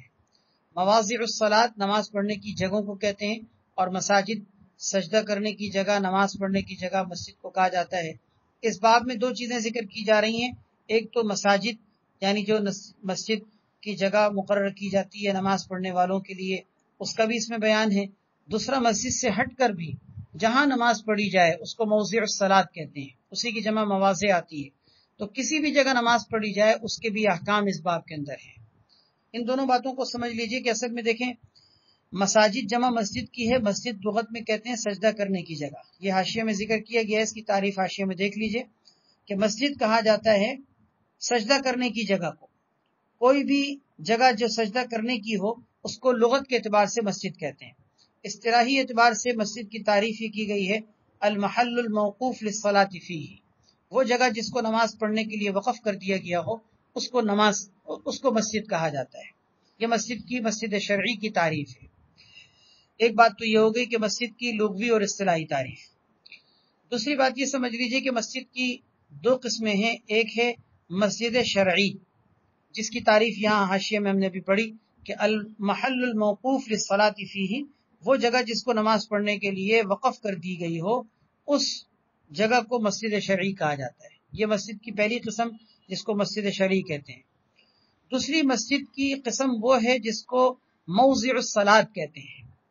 یعنی کوئی بھی نماز پڑھنے کی جگہ، جس کو مصلی بھی کہہ سکتے ہیں، موضع الصلاۃ بھی کہہ سکتے ہیں، مسجد البیت بھی کہا جا سکتا ہے. موضع الصلاۃ کا مطلب ہے نماز پڑھنے کی جگہ. تو کوئی بھی نماز پڑھنے کی جگہ ہو وہ ظاہر ہے کہ سجدہ کرنے کی جگہ ہونے کے اعتبار سے مسجد ہے، لیکن وہ مسجد شرعی نہیں. مسجد شرعی کب ہوتی ہے؟ جبکہ اس جگہ کو باقاعدہ نماز پڑھنے والوں کے لیے وقف کر دیا جائے. وقف کرنے کی صورت میں وہ مسجد شرعی ہے. اگر وقف نہ کی جائے، صرف کسی جگہ کو نماز پڑھنے کے لیے مقرر کر دیا جائے، جیسے گھروں میں نماز پڑھنے کی جگہ مقرر ہوتی ہے، کوئی کمرہ مخصوص ہو جاتا ہے، کوئی جگہ مخصوص ہو جاتی ہے، اس کو موضع الصلاۃ بھی کہتے ہیں، اس کو مسجد البیت بھی کہا جاتا ہے. مسجد البیت کا مطلب گھر کی مسجد. اب وہ جگہ مسجد کی اس حکم میں نہیں ہے کہ اس کے اوپر مسجد کے احکام لاگو ہوں گے. مثال کے طور پر مسجد کے اندر جنابت کی حالت میں داخل نہیں ہو سکتے، مسجد کے اندر حیض کی حالت میں عورت داخل نہیں ہو سکتی. لیکن یہ جو مسجد ہے مسجد البیت، یہاں پر حیض کی حالت میں بھی داخل ہوا جا سکتا ہے، کوئی جنابت کی حالت میں بھی یہاں آ سکتا ہے. معلوم یہ ہوا کہ یہ مسجد کے شرعی احکام اس پر لاگو نہیں ہوں گے. تو یہ مسجد البیت کہلاتی ہے، یہ موضع الصلاۃ جگہ کہلاتی ہے. اسی طرح اس کو جو ہے نماز پڑھنے کی جگہ کہا جاتا ہے. اس باب کے اندر مسجد کی پہلی قسم کا بھی تذکرہ ہے جس کو باب المساجد سے ذکر کیا گیا، اور اس باب کے اندر دوسری قسم کا بھی تذکرہ ہے جس کو مواضع الصلاۃ سے ذکر کیا گیا ہے۔ پچھلی امتوں کے لیے نماز پڑھنے کے لیے ساری زمین یا عبادت کرنے کے لیے سجدہ کرنے کے لیے ساری زمین کو اجازت نہیں دی، ساری زمین کے بارے میں اجازت نہیں دی گئی تھی کہ کسی بھی جگہ جو ہے وہ سجدہ کیا جا سکے، لیکن یہ سنت کی خصوصیت ہے کہ آپ صلی اللہ علیہ وسلم نے فرمایا کہ میرے لیے ساری روئے زمین کو مسجد بنا دیا گیا، کہ کسی بھی جگہ پر انسان چاہے نماز پڑھ سکتا ہے، بس صرف شرط یہ ہے کہ وہ جگہ پاک ہونی چاہیے، پھر کوئی بھی جگہ ہو اس جگہ پر نماز پڑھی جا سکتی ہے۔ باب المساجد و مواضع الصلاۃ۔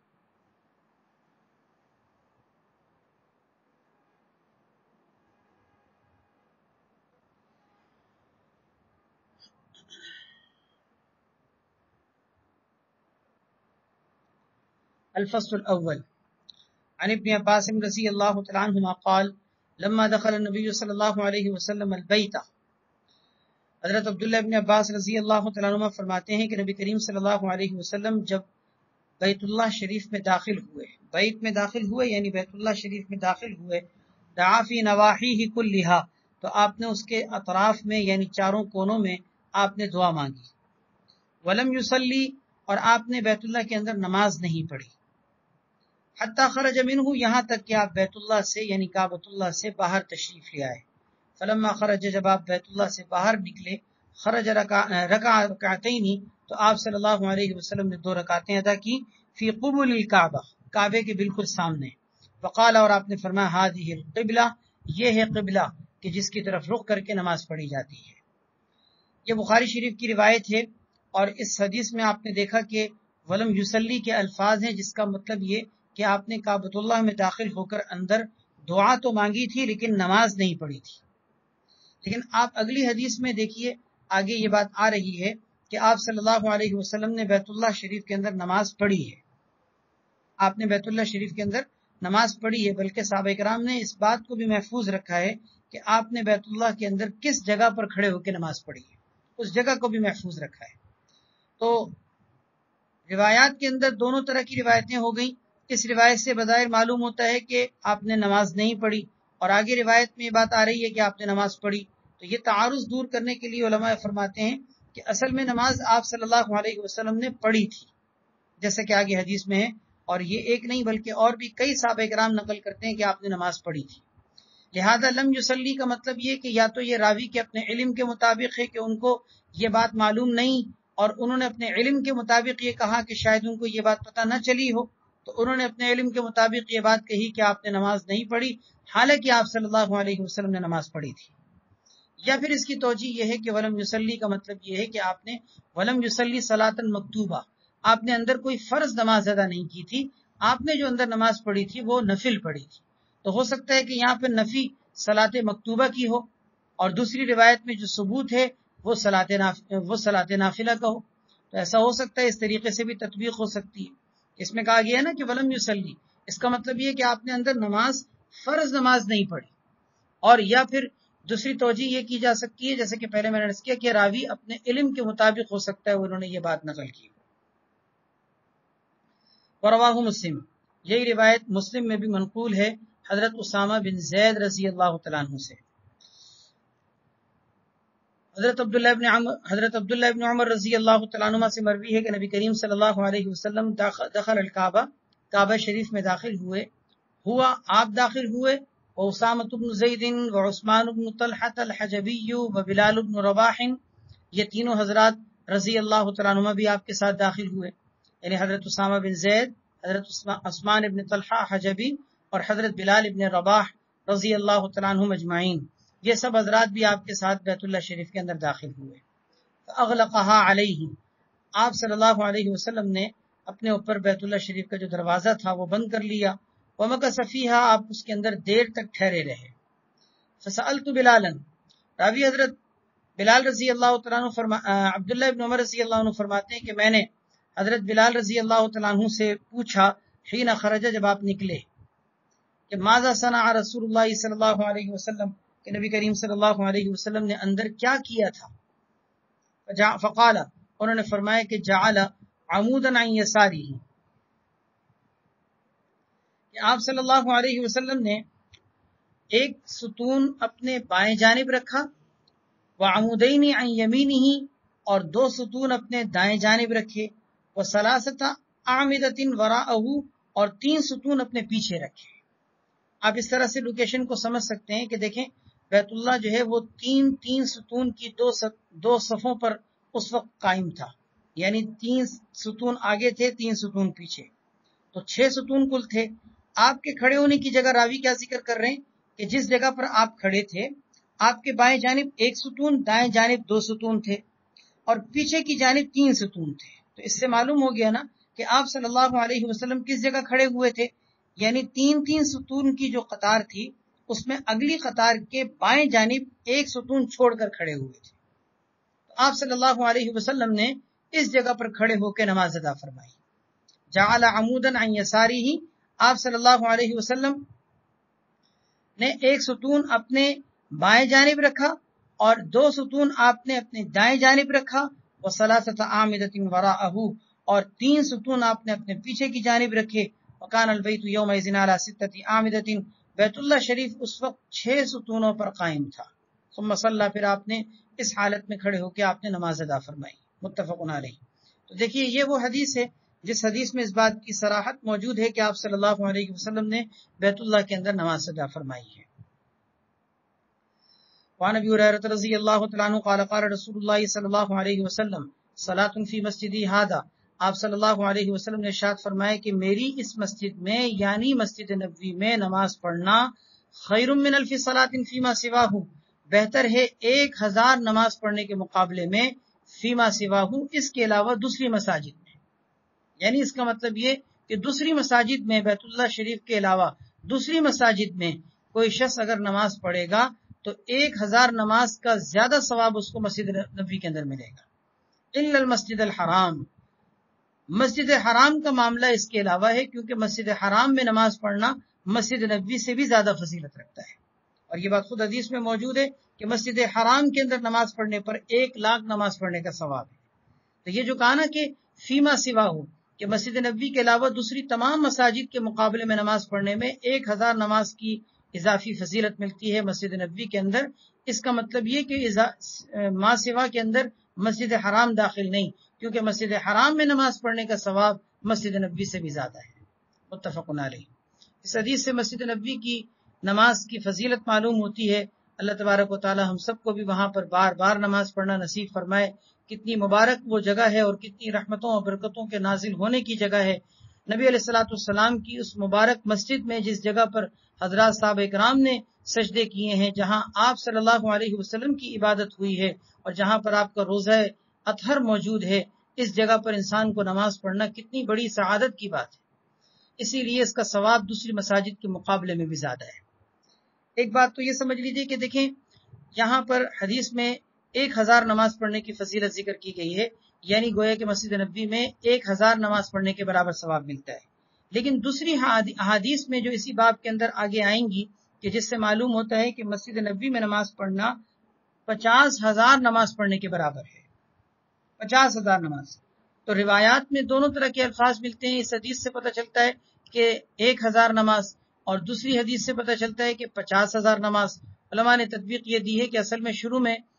آپ صلی اللہ علیہ وسلم نے 1000 کی فضیلت ذکر کی تھی، بعض دوسری حدیثوں میں پھر آپ نے بعد میں 50,000 کی فضیلت ذکر کی ہے، لہذا 1000 کے بجائے اب مسجد نبوی کے بارے میں یہ کہا جائے گا کہ 50,000 نماز پڑھنے کا ثواب ملتا ہے۔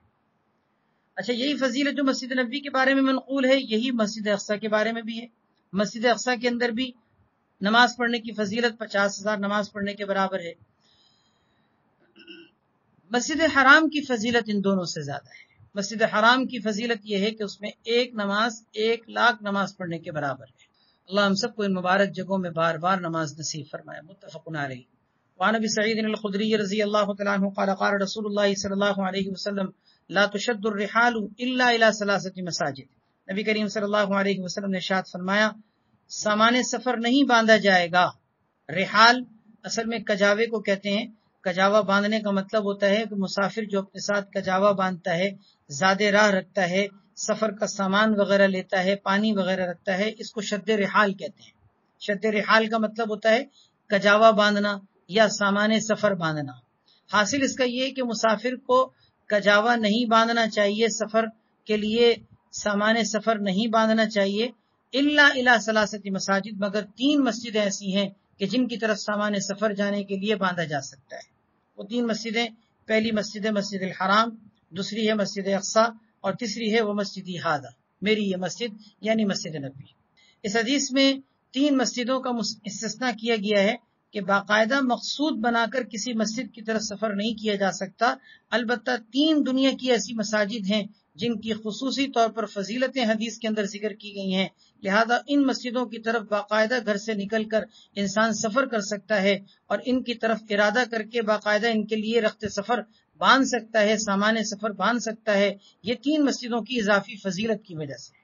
جیسے کہ میں نے عرض کیا کہ مسجد حرام میں 1 لاکھ نماز کا ثواب ہے، مسجد اقصی میں 50,000 کا، مسجد نبوی کے اندر بھی 50,000 کا، تو یہ دنیا کی وہ عظیم ترین مساجد کے جن کا ثواب اضافی ہے، لہذا گھر سے کوئی باقاعدہ ان مسجدوں کا سفر کرنے کے لیے ارادہ کر کے سفر کے لیے نکل سکتا ہے۔ البتہ ان کے علاوہ 3 مسجدوں کے علاوہ باقاعدہ کسی مسجد کی طرف سامان سفر نہیں باندھنا چاہیے، کیونکہ جس طرح دوسری مساجد ہیں ایسے ہی تمام مساجد ہیں،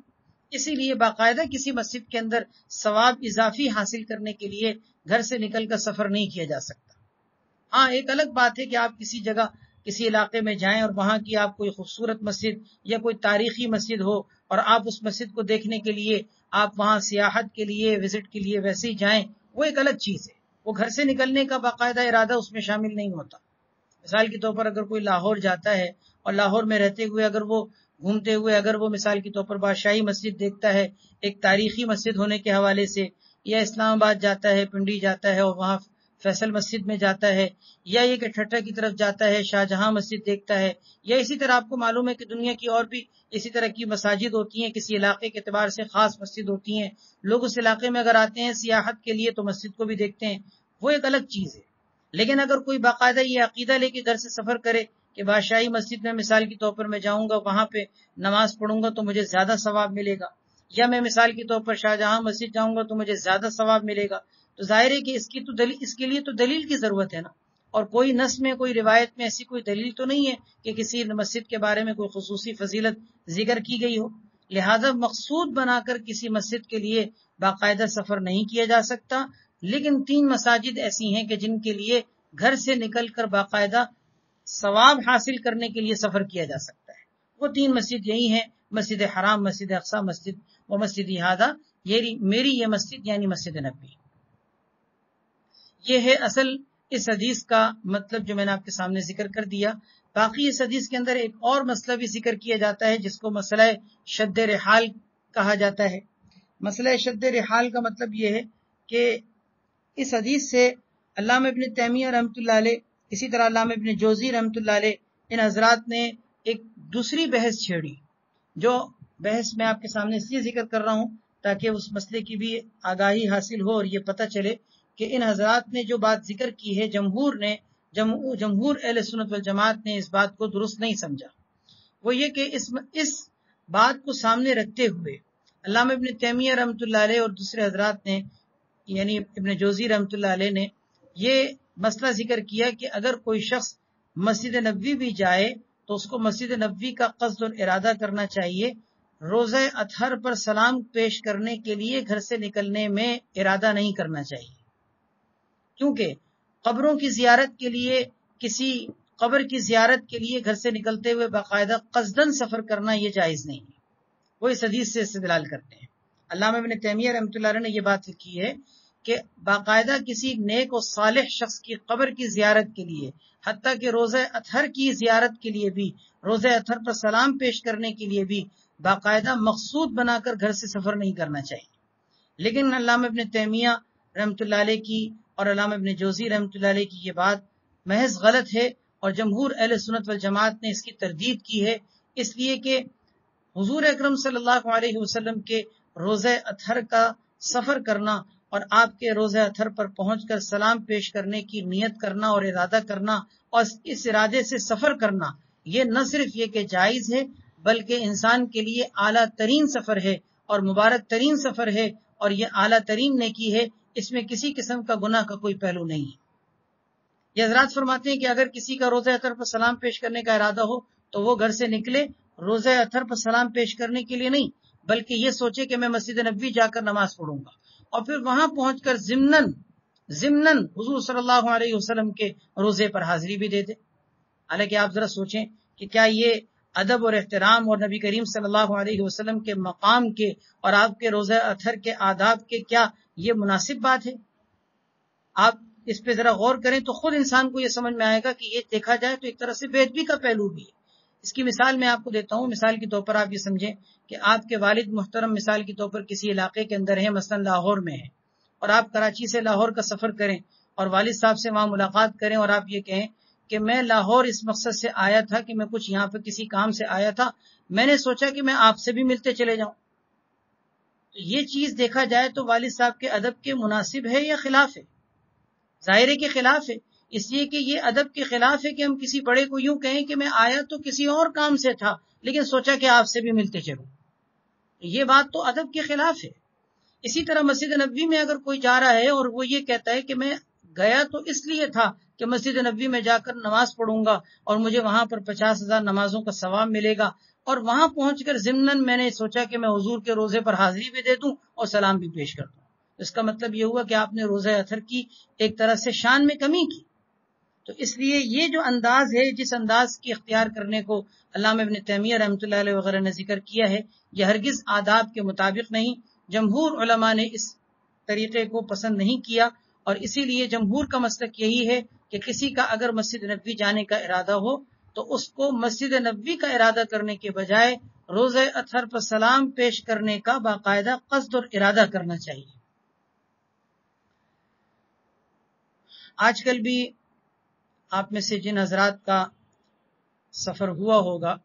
حرمین شریفین کا، تو وہاں ہو سکتا ہے کہ آپ میں سے کسی نے یہ چیز محسوس کی ہو کہ باقاعدہ وہاں سلفی حضرات اس بات کو مسجد حرام کے اندر باقاعدہ لوگوں کو گائیڈ کر رہے ہوتے ہیں، اس پر باقاعدہ وہاں پر رسالہ بھی تقسیم کر رہے ہوتے ہیں، اسے لکھے ہوئے پرنٹڈ رسالے ہوتے ہیں جن کو لوگوں میں تقسیم کر کے یہ بتا رہے ہوتے ہیں کہ اب یہاں سے آپ مسجد حرام سے یعنی مکہ مکرمہ سے مدینہ منورہ کا سفر کریں گے تو آپ کو سفر کس طرح کرنا ہے۔ تو وہ گائیڈ یہ کر رہے ہوتے ہیں بعض اوقات کہ آپ یہاں سے جب مسجد نبوی کا سفر کریں گے تو آپ نے یہ نیت کرنی ہے کہ میں مسجد نبوی جا کر نماز پڑھوں گا، اور پھر وہاں پہنچ کر آپ روزہ اطہر پر سلام بھی پیش کر دیجیے گا، لیکن یہ سوچ کر سفر نہیں کیجیے گا کہ روزہ اطہر پر سلام پیش کرنے کے لیے جا رہا ہوں، کیونکہ کسی نیک و صالح شخص یا کسی نبی، حتیٰ کہ نبی علیہ الصلوۃ والسلام کے روزہ اطہر پر سلام پیش کرنے کے لیے بھی سفر کرنا درست نہیں ہے۔ یعنی وہ سلفی حضرات علامہ ابن تیمیہ رحمۃ اللہ علیہ کی اسی بات کو نقل کر رہے ہوتے ہیں، حالانکہ میں نے یہ بات آپ کے سامنے کھل کر اسی لیے ذکر کر دی کہ یہ بات ان کی سراسر غلط ہے، سراسر غلط ہے۔ ہمارے جمہور علماء سلف صالحین اکابر امت نے، حتیٰ کہ ائمہ اربعہ میں سے کسی کا یہ قول نہیں، اور سب حضرات نے بیت اللہ شریف کے مسجد نبوی کا سفر کرتے ہوئے سلام پیش کرنے کی نیت سے، ارادے سے، روزہ اطہر کا نیت کر کے، ارادہ کر کے سلام پیش کرنے کی نیت سے سفر کرنے کا حکم دیا ہے، نہ کہ یہ کہ ایک انسان مسجد نبوی کا سفر کر رہا ہو اور ضمناً روزہ اطہر پر جانے کی نیت کرے۔ علامہ ابن تیمیہ رحمۃ اللہ علیہ کی یہ بات آپ کے سامنے آ گئی۔ اب اس بات کو سمجھیے کہ انہوں نے اس حدیث سے استدلال کیسے کیا۔ وہ یہ کہتے ہیں، ذرا الفاظ حدیث کو غور سے دیکھیے، اس میں وہ الفاظ ہیں لا تشد الرحال الا الى ثلاثه مساجد۔ وہ یہ کہتے ہیں کہ لا تشد الرحال کا مطلب یہ ہے کہ لا تشد الرحال الى شيء الا الى ثلاثه مساجد۔ اس کا مطلب یہ ہوا کہ سامان سفر نہیں باندھا جائے گا، رخت سفر نہیں باندھا جائے گا کسی بھی چیز کی طرف جانے کے لیے مگر صرف 3 مسجدوں کی طرف جانے کے لیے۔ حالانکہ یہ مطلب علامہ ابن تیمیہ رحمۃ اللہ علیہ کا اگر لیا جائے تو اس کا مطلب تو یہ ظاہر ہوتا ہے کہ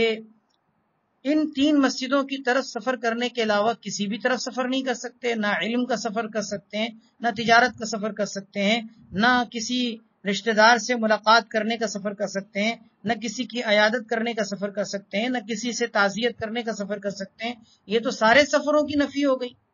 کیونکہ کہا نا لا تشد الرحال الی شیء، کہ سامان سفر کسی بھی چیز کی طرف جانے کے لیے نہیں باندھا جائے گا مگر 3 مسجدوں کے لیے۔ تو یہ بات یقیناً دیکھا جائے تو خود حدیث کے الفاظ سے ہرگز جو ہے وہ درست ثابت نہیں ہوتی، اس لیے کہ پھر تو سارے سفر ممنوع ہو جائیں گے۔ اسی لیے جمہور نے اس حدیث کا مطلب یوں بیان کیا ہے، لا تشد الرحال الى مسجد الا الى ثلاثه مساجد۔ اور کیجئے گا، پہلے کیا نکالا تھا؟ الى شیء، اور اب کیا نکال رہے ہیں؟ الى مسجد۔ اس صورت میں ترجمہ بالکل صحیح ہے، کیونکہ اس کا مطلب یہ نکلتا ہے لا تشد الرحال الى مسجد، سامان سفر نہیں باندھا جائے گا کسی بھی مسجد کی طرف جانے کے لیے، کسی بھی مسجد کی طرف، کسی شے کی طرف نہیں بلکہ کسی مسجد کی طرف جانے کے لیے باقاعدہ سفر نہیں کیا جائے گا۔ ہاں 3 مسجدیں باقاعدہ ایسی ہیں کہ جن کی طرف انسان قصدن اور ارادتن سفر کر سکتا ہے، کیونکہ ان کی فضیلت احادیث کے اندر الگ سے مستقل طور پر ذکر کی گئی ہے۔ یہ بات اچھی طرح سے سمجھ میں آ گئی۔ یہ مسئلہ جو میں نے آپ کے سامنے ذکر کیا ہے تفصیل سے، یہ ہے مسئلہ شد رحال کا مسئلہ۔ شد رحال کا مطلب رخت سفر کو باندھنے کا مسئلہ۔ اس کے اندر یہ ساری تفصیلات عام طور پر جو ہے وہ ذکر کی جاتی ہیں، اور بعض اوقات امتحان میں بھی حدیث کے اندر یہ ساری باتیں بعض اوقات پوچھی جا رہی ہوتی ہیں، اس لیے ان باتوں کو اچھی طرح سے ضبط کر لیجئے۔ جی، وعن ابی ہریرہ رضی اللہ تعالی عنہ، حضرت ابو ہریرہ رضی اللہ تعالیٰ عنہ سے مروی ہے کہ نبی کریم صلی اللہ علیہ وسلم نے ارشاد فرمایا، ما بین بیتی ومنبری روضۃ من ریاض الجنہ، فرمائے کہ میرے گھر اور میرے ممبر کے درمیان کا جو ایریا ہے، جو علاقہ ہے، جو حصہ ہے، یہ روضۃ من ریاض الجنہ، جنت کے باغات میں سے ایک باغ ہے، جس کو ریاض الجنہ کہا جاتا ہے۔ یہ وہ جنت کا ٹکڑا ہے۔ اللہ تعالیٰ بار بار ہمیں یہاں وقت گزارنا نصیب فرمائے۔ اتنا قیمتی زمین کا حصہ کہ جس کو حدیث کے اندر خود آپ صلی اللہ علیہ وسلم نے جنت کا باغ قرار دیا ہے۔ آپ صلی اللہ علیہ وسلم کے گھر سے مراد آپ کا حجرہ مبارکہ ہے، جہاں پر آپ آرام فرما ہیں۔ آپ کے گھر اور ممبر کے درمیان کا جو ایریا ہے، جس کو الگ سے جو ہے وہ واضح کیا گیا ہے اور گرین کارپٹ وغیرہ کے ذریعے سے اس کو جو ہے واضح کیا گیا ہے کہ اس ایریا کو روضۃ من ریاض الجنہ کہا گیا ہے۔ اس جگہ پر اللہ تبارک و تعالیٰ سب کو جانا نصیب فرمائے۔ جب کبھی وہاں پہنچیں تو اس موقع پر ہمارے اکابر نے، ہمارے مشائخ نے ذکر کیا ہے کہ انسان کو وہاں پہنچ کر اس جگہ پر بیٹھ کر یہ دعا مانگنی چاہیے کہ اللہ جس طرح تو نے دنیا میں ہمیں جنت کے ٹکڑے میں آنا نصیب فرمایا، اور یہاں پر اللہ تبارک و تعالیٰ تو نے ہمیں یہاں پر اس ریاض الجنہ میں بیٹھنا نصیب فرمایا، اللہ قیامت کے دن بھی جنت سے ہمیں محروم نہ فرما، کہ یہ دنیا میں اللہ تبارک و تعالیٰ نے جنت کا ایک ٹکڑا رکھا ہے، یہاں تک کوئی دنیا میں پہنچ گیا انشاءاللہ قیامت میں بھی جنت سے محروم نہیں رہے گا۔ ومنبری علی حوضی، اور فرمایا کہ میرا ممبر میرے حوض پر ہوگا، یعنی اس کا مطلب میرا ممبر میرے حوض پر لگا ہوا ہوگا، جس پر میں بیٹھا ہوں گا اور لوگوں کو میں اپنے حوض کوثر سے جام پلا رہا ہوں گا۔ ممبر کا ایک مطلب تو یہ ہے کہ میرا ممبر حوض کوثر پر لگا ہوا ہوگا جس پر میں بیٹھا ہوں گا، اور ایک دوسرا مطلب یہ بھی ہے کہ میرا وہ ممبر جو دنیا میں جس پر میں بیٹھ کر خطبہ دیا کرتا تھا، یعنی جس ممبر کو میں دنیا میں استعمال کرتا تھا، وہی ممبر میرے حوض کوثر پر اللہ تبارک و تعالیٰ پیش کر دیں گے۔ وعن ابن عمر رضی اللہ تعالیٰ عنہما قال کان النبی صلی اللہ علیہ وسلم یأتی مسجد قباء، نبی کریم صلی اللہ علیہ وسلم قباء کی مسجد میں آیا کرتے تھے، کل سبت، ہر ہفتے کے دن، ماشین وراکبن، کبھی پیدل چلتے ہوئے کبھی سوار ہو کر، فیصلی فیہ رکعتین، اور وہاں پر 2 رکعتیں آپ پڑھا کرتے تھے۔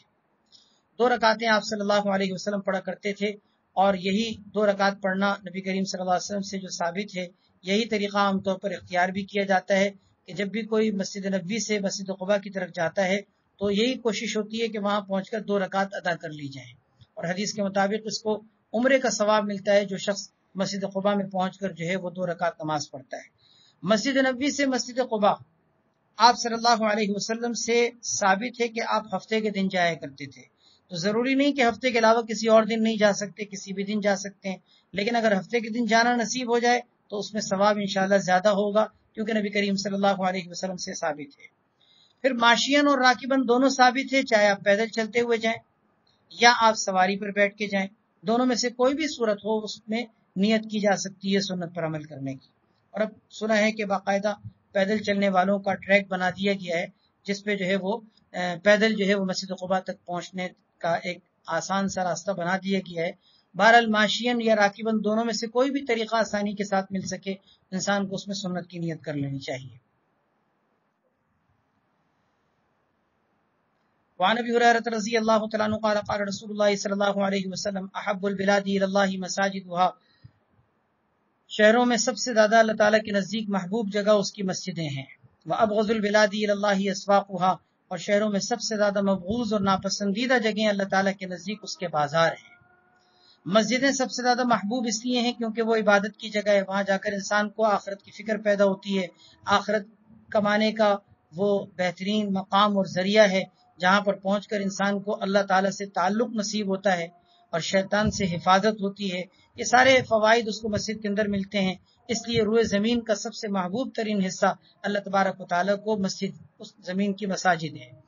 اور سب سے زیادہ مبغوض و ناپسندیدہ جگہ بازار اس لیے ہیں کیونکہ بازار میں عام طور پر گناہ سب سے زیادہ ہوتے ہیں، دھوکے بازی ہوتی ہے، جھوٹ ہوتا ہے، غلط بیانی ہوتی ہے، جھوٹی قسمیں کھائی جاتی ہیں، فراڈ کیا جا رہا ہوتا ہے. اسی طریقے سے وہاں پر ان سارے گناہوں سے ہٹ کر دنیا کے حرص اور طمع اور لالچ بھی پیدا ہوتی ہے. کیونکہ جو آدمی بازار جاتا ہے، بازار میں چیزیں تو وہ اپنے مطلب کی چندے کی خریدتا ہے، لیکن بکھری ہوئی چیزیں، چکا چوند روشنیاں، رنگینیاں، دنیا کی چیزیں، زیب و زینت، یہ ساری ایسی ہوتی ہیں کہ جن سے انسان کی آنکھیں خیرہ ہوتی ہیں اور دل میں حرص و طمع اور لالچ پیدا ہوتی ہے. بہت سی چیزیں ایسی ہوتی ہیں جن کو انسان لینے کی طاقت نہیں رکھتا لیکن دیکھ کر حرص پیدا ہوتی ہے. اس لیے انسان کے دل میں دنیا کے حرص اور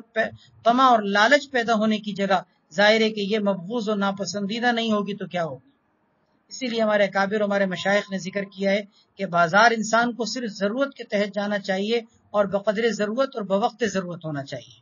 جیسے بیت الخلا ہے، بقدر ضرورت جاتے ہیں، بوقت ضرورت جاتے ہیں، کوئی فضول میں نہیں جاتا گھومنے کے لیے. اسی طریقے سے بازار بھی کوئی گھومنے کی جگہ نہیں ہے بلکہ بقدر ضرورت اور بوقت ضرورت جانا چاہیے. بلکہ ہمارے علماء نے تو یہ بات باقاعدہ ایسی ذکر کی ہے کہ جو ہم اپنی آنکھوں سے مشاہدہ بھی کر سکتے ہیں اور اس کا تجربہ بھی کر کے دیکھ سکتے ہیں کہ جو شخص بھی زیادہ کثرت سے بازار جاتا ہوگا وہ دنیا کے حرص و طمع اور محبت کا شکار ہو جائے گا. یعنی گویا کہ جو آدمی کثرت سے بازار جاتا ہے، مارکیٹ جاتا ہے، مختلف قسم کے شاپنگ مال دیکھ رہا ہوتا ہے، جا کے چیزیں دیکھ رہا ہے، گھوم رہا ہے، پھر رہا ہے، بھلے اپنی کام کی چیزیں بھی خرید رہا ہے، لیکن کثرت سے جانے آنے کی وجہ سے انسان کے دل میں وقتاً فوقتاً رفتہ رفتہ دنیا کی حرص و طمع اور لالچ پیدا ہو جاتی ہے. کیوں؟ وجہ وہی ہے جو میں نے عرض کر دی کہ ایک انسان اگر ہر چیز نہیں لے رہا لیکن کم سے کم دیکھ تو رہا ہے، تو اس کے دیکھنے کی وجہ سے وہ جو آنکھ کے راستے سے انسان کے دل میں اس کی محبت پیدا ہو رہی ہے، اس کی رغبت پیدا ہو رہی ہے، اس کا شوق اور لگاؤ پیدا ہو رہا ہے، یہ چیز انسان کو دنیا کی طرف راغب کر دیتا ہے. اسی لیے انسان کو بازار جانے سے حتی الامکان گریز کرنا چاہیے. بوقت ضرورت، بقدر ضرورت تک اگر محدود رکھا جائے تو انسان بہت ساری برائیوں سے انسان بچ سکتا ہے. اللہ تعالی ہم سب کو ان سے بچنے کی توفیق عطا فرمائے، ان ساری برائیوں سے. تو یہ حدیث صرف یہ نہیں ہے کہ ہم صرف اس کو ایک علم کی حد تک محدود رکھیں کہ یہ سمجھیں کہ اس حدیث میں ایک علم دیا گیا ہے کہ مسجد سب سے زیادہ محبوب ہوتی ہے، بازار سب سے زیادہ مبغوض اور ناپسندیدہ ہوتے ہیں. نہیں، ہمارے عمل کے ساتھ اس حدیث کا تعلق ہے کہ ہم اپنا تعلق مسجدوں سے قائم کریں اور زیادہ سے زیادہ بازار سے اپنے آپ کو دور رکھنے کی کوشش کریں. اللہ تعالیٰ عمل کی توفیق عطا فرمائے. حضرت عثمان رضی اللہ تعالیٰ عنہ سے مروی ہے کہ نبی کریم صلی اللہ علیہ وسلم نے ارشاد فرمایا، من بنا للہ مسجدا بن اللہ لہ بیتا فی الجنہ، جس نے اللہ کے لیے مسجد بنائی اللہ تعالیٰ جنت میں اس کا گھر بنا دیتے ہیں. اللہ رب العزت جنت میں اس کا گھر بنا دیتے ہیں. آپ اندازہ کیجئے ایک مسجد کے بنانے پر انسان کو جنت کا گھر مل رہا ہے. اور یہ بھی علماء نے لکھا ہے کہ کوئی ضروری نہیں کہ آپ پوری مسجد بنا دیں. آپ مسجد میں کسی بھی اعتبار سے شراکت میں حصہ لے لیں. یعنی اگر ایک مسجد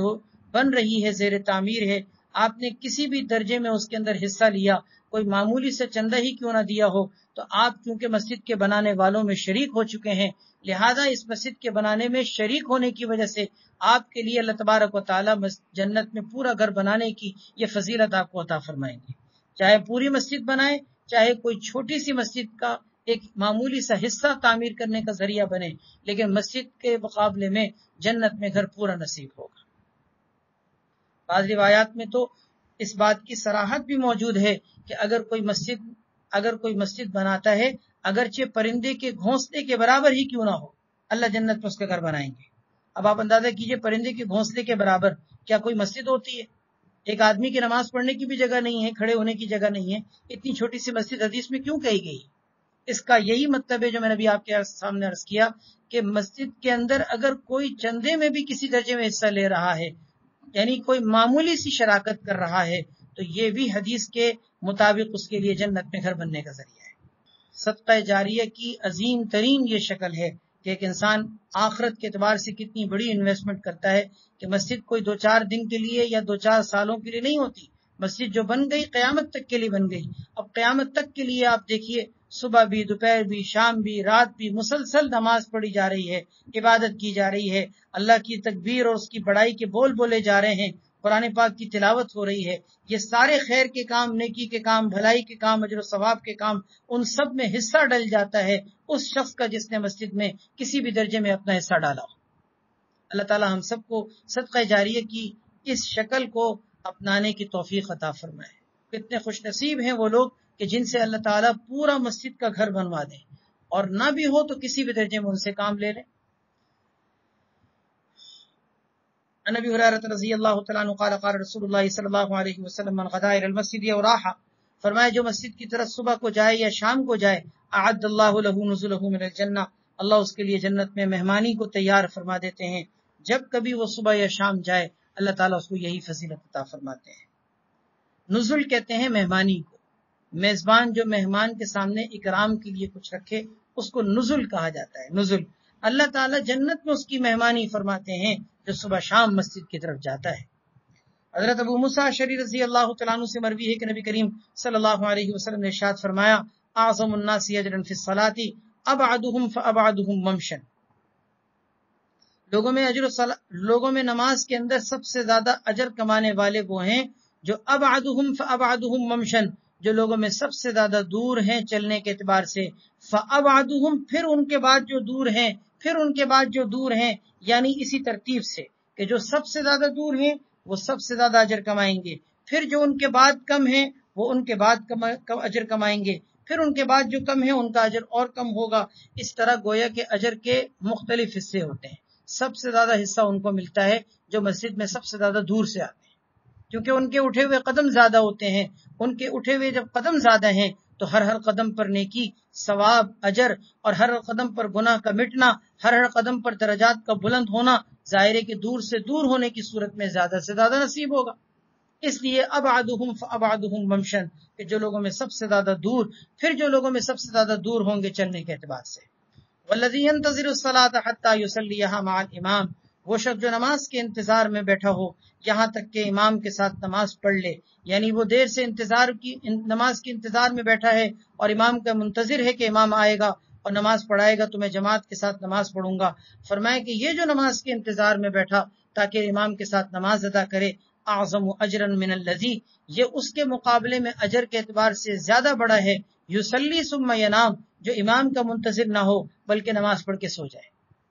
یعنی اکیلے نماز پڑھ کے جو سو جاتا ہے یا کسی اور امام کے ساتھ نماز پڑھ کے سو جاتا ہے، اس سے زیادہ افضل وہ شخص ہے جو مسجد کے امام کے انتظار میں بیٹھا ہے اور امام کے ساتھ نماز پڑھ کے پھر سوتا ہے۔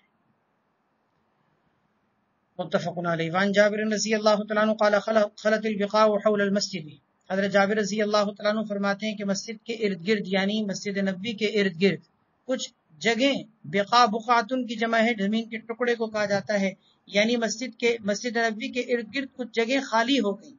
خالی ہونے کا مطلب وہاں کے جو رہائشی تھے وہ چھوڑ کے چلے گئے۔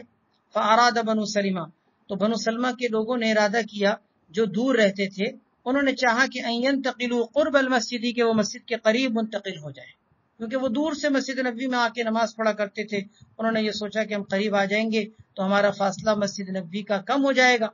فبلغ ذلك النبی صلی اللہ علیہ وسلم، نبی کریم صلی اللہ علیہ وسلم کو یہ بات پتہ چلی۔ فقال لهم، آپ نے ان سے فرمایا، بلغنی انکم تریدون، مجھے یہ بات پتہ چلی ہے، پہنچی ہے، بلغ یبلغ پہنچنا، بلغنی مجھے یہ بات پہنچی ہے کہ انکم تریدون، کہ تم لوگ یہ ارادہ رکھتے ہو کہ ان تنتقلوا قرب المسجد، کہ تم مسجد کے قریب منتقل ہونا چاہتے ہو۔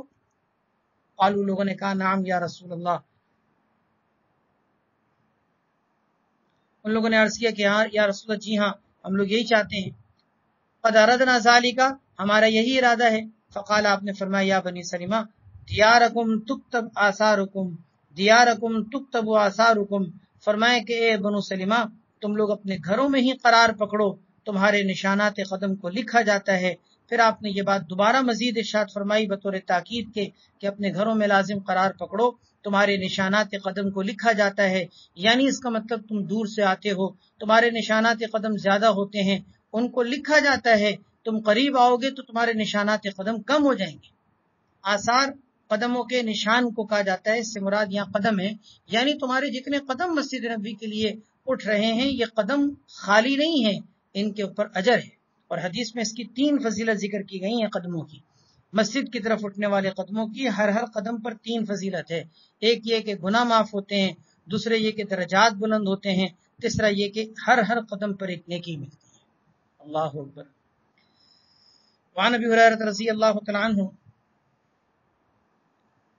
قال قال رسول اللہ صلی اللہ علیہ وسلم 7 یظلهم اللہ فی ظلہ، فرمایا نبی کریم صلی اللہ علیہ وسلم نے کہ 7 افراد ایسے ہیں جن کو اللہ تبارک و تعالیٰ اپنے سائے میں جگہ عطا فرمائیں گے۔ اپنے سائے سے مراد کوئی اللہ تعالیٰ کا سایہ نہیں، بلکہ اللہ تعالیٰ کی رحمت کا سایہ یا اللہ تعالیٰ کے عرش کا سایہ مراد ہے، کیونکہ اللہ تبارک و تعالیٰ کا کوئی جسم یا کوئی وجود ایسا جسمانیت رکھنے والا نہیں ہے کہ جس کا کوئی سایہ ہو، بلکہ اللہ تبارک و تعالیٰ کے سائے کا مطلب اللہ کی رحمت کا سایہ یا اللہ تعالیٰ کے عرش کا سایہ۔ اچھا، قیامت کے دن جس دن اللہ تعالیٰ کے عرش کے سائے کے علاوہ کوئی سایہ نہیں ہوگا، اس دن اللہ تعالیٰ یہ فضیلت عطا فرمائیں گے، یوم لا ظل الا ظلہ، اس دن جس دن اللہ کے عرش کے سائے کے علاوہ، اللہ کی رحمت کے سائے کے علاوہ کوئی سایہ نہیں ہوگا۔ اس دن اللہ تعالیٰ 7 افراد کو اپنا خاص عرش کا سایہ نصیب فرمائیں گے۔ اچھا، یہ 7 افراد کے بارے میں یہ بات سمجھ لیجئے کہ 7 سے مراد یہ نہیں ہے کہ صرف یہی 7 افراد ہوں گے کہ جن کو صرف عرش کا سایہ ملے گا، باقی 8واں کوئی نہیں ہوگا، یہ مطلب نہیں ہے۔ دوسری حدیثوں میں ان 7 سے ہٹ کر اور بھی کچھ اور دوسری حدیثوں میں افراد ذکر کیے گئے ہیں جن کو اللہ کا عرش کا سایہ نصیب ہوگا۔ تو یہاں 7 کا مطلب پھر علماء نے یہ ذکر کیا ہے کہ اس سے حصر مقصود نہیں ہے۔ حصر کا مطلب کیا کہ بطور خاص یہی 7 افراد ہوں گے، یہ مقصود نہیں، بلکہ بطور خصوصیت کے ان 7 افراد کو ایک حدیث میں ذکر کر دیا گیا، جیسے کہ آپ نے عشرہ مبشرہ کی حدیث کے بارے میں سنا ہوگا کہ 10 صحابہ کرام کی آپ صلی اللہ علیہ وسلم نے ایک ساتھ جنت کی بشارت ذکر کی، ان کو عشرہ مبشرہ کہا جاتا ہے۔ تو عشرہ مبشرہ کا یہ مطلب نہیں کہ دوسرے صحابہ کے لیے جنت کی بشارت نہیں ہے، اور بھی بہت کتنے صحابہ کرام کے لیے آپ نے دوسرے مواقع پر جنت کی بشارت دی، بلکہ تمام صحابہ کرام جنتی ہیں، لیکن آپ صلی اللہ علیہ وسلم سے دوسرے مواقع پر بہت سے صحابہ کرام کے لیے آپ نے ان کو جنتی ہونے کی بشارت دی۔ تو عشرہ مبشرہ کو عشرہ مبشرہ پھر کیوں کہا جاتا ہے؟ اس لیے کہ ایک مجلس میں ایک ہی ساتھ آپ نے ان 10 کو جنتی ہونے کی بشارت دی تھی، تو یہاں پر ایک ساتھ آپ نے ان 7 افراد کو اللہ کے عرش کا سایہ نصیب ہونے کی جو بشارت دی ہے، اس لیے یہاں پر ان کو خصوصیت کے طور پر ذکر کیا گیا ہے، حصر مقصود نہیں ہے۔ امام عادل، ایک پہلا وہ شخص ہے کہ جو امام عادل ہو، یعنی وہ امام جو عدل و انصاف کے ساتھ حکومت کرے۔ اس میں ملک کا حاکم اور حکمران بھی آتا ہے، اور اس میں ہر وہ شخص شامل ہے جس کے ماتحت کچھ افراد ہو۔ مثال کے طور پر شوہر اپنی بیوی کے لیے امام ہے، وہ اگر عدل و انصاف کے ساتھ بیوی کو لے کے چل رہا ہے، ظلم نہیں کر رہا، تو وہ امام عادل ہے۔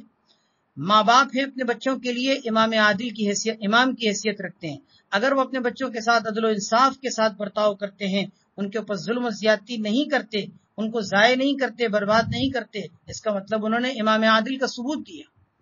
اسی طرح استاد ہے اپنے شاگردوں کے لیے امام کی حیثیت رکھتا ہے، وہ امام عادل ہوگا تو اس کو بھی یہ فضیلت نصیب ہوگی۔ اسی طریقے سے اگر ایک مسجد کا امام ہے، وہ بھی امام ہے، وہ اگر امام عادل ہو، صحیح طریقے سے لوگوں کو نماز پڑھائے، وہ بھی امام عادل ہے۔ گویا کہ امام عادل کا یہ لفظ صرف حاکم یا حکمران کے لیے مخصوص نہیں ہے۔ یہ بات میں نے اس لیے واضح کر دی کہ اس حدیث کے جملے سے بظاہر بعض اوقات یہ سمجھا جا رہا ہوتا ہے کہ شاید یہ ملک کے حاکم کے لیے نہیں، ہر مافوق جو اپنے ماتحت کے لیے حاکم ہے،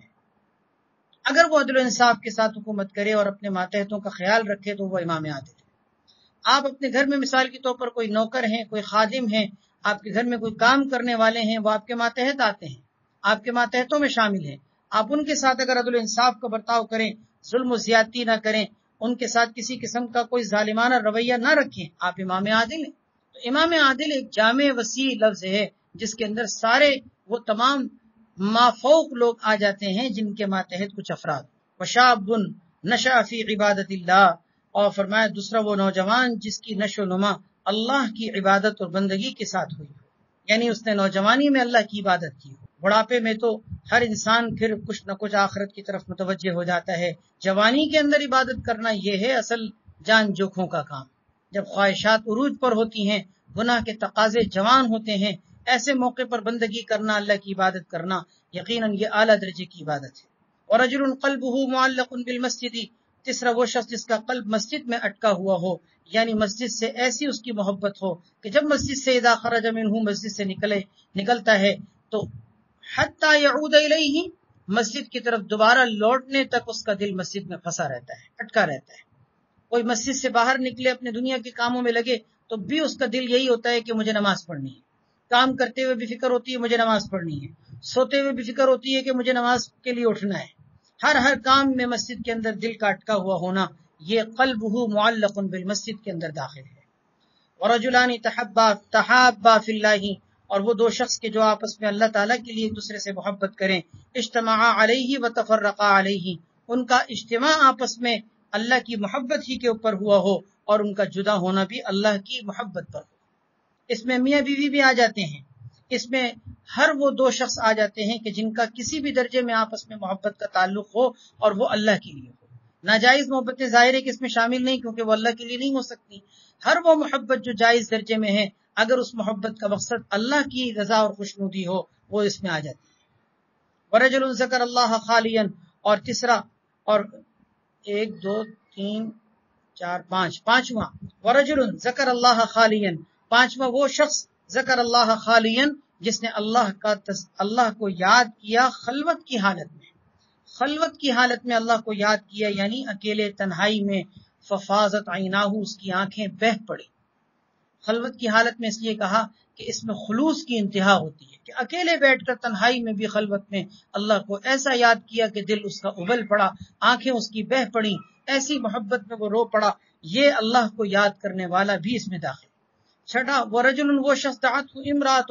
جس کو کوئی ایسی عورت بلائے، گناہ کی دعوت دے، ذات حسب و جمال، جو حسب اور جمال رکھنے والی ہو، یعنی خوبصورت ہو، حسین عورت ہو، اور نسب بھی اس کا اعلیٰ، خاندان بھی اس کا اونچا ہو. ایسی عورت کی دعوت کا انکار کرنا یہ مشکل کام ہوتا ہے، لیکن جو شخص اس عورت کی گناہ کی دعوت کو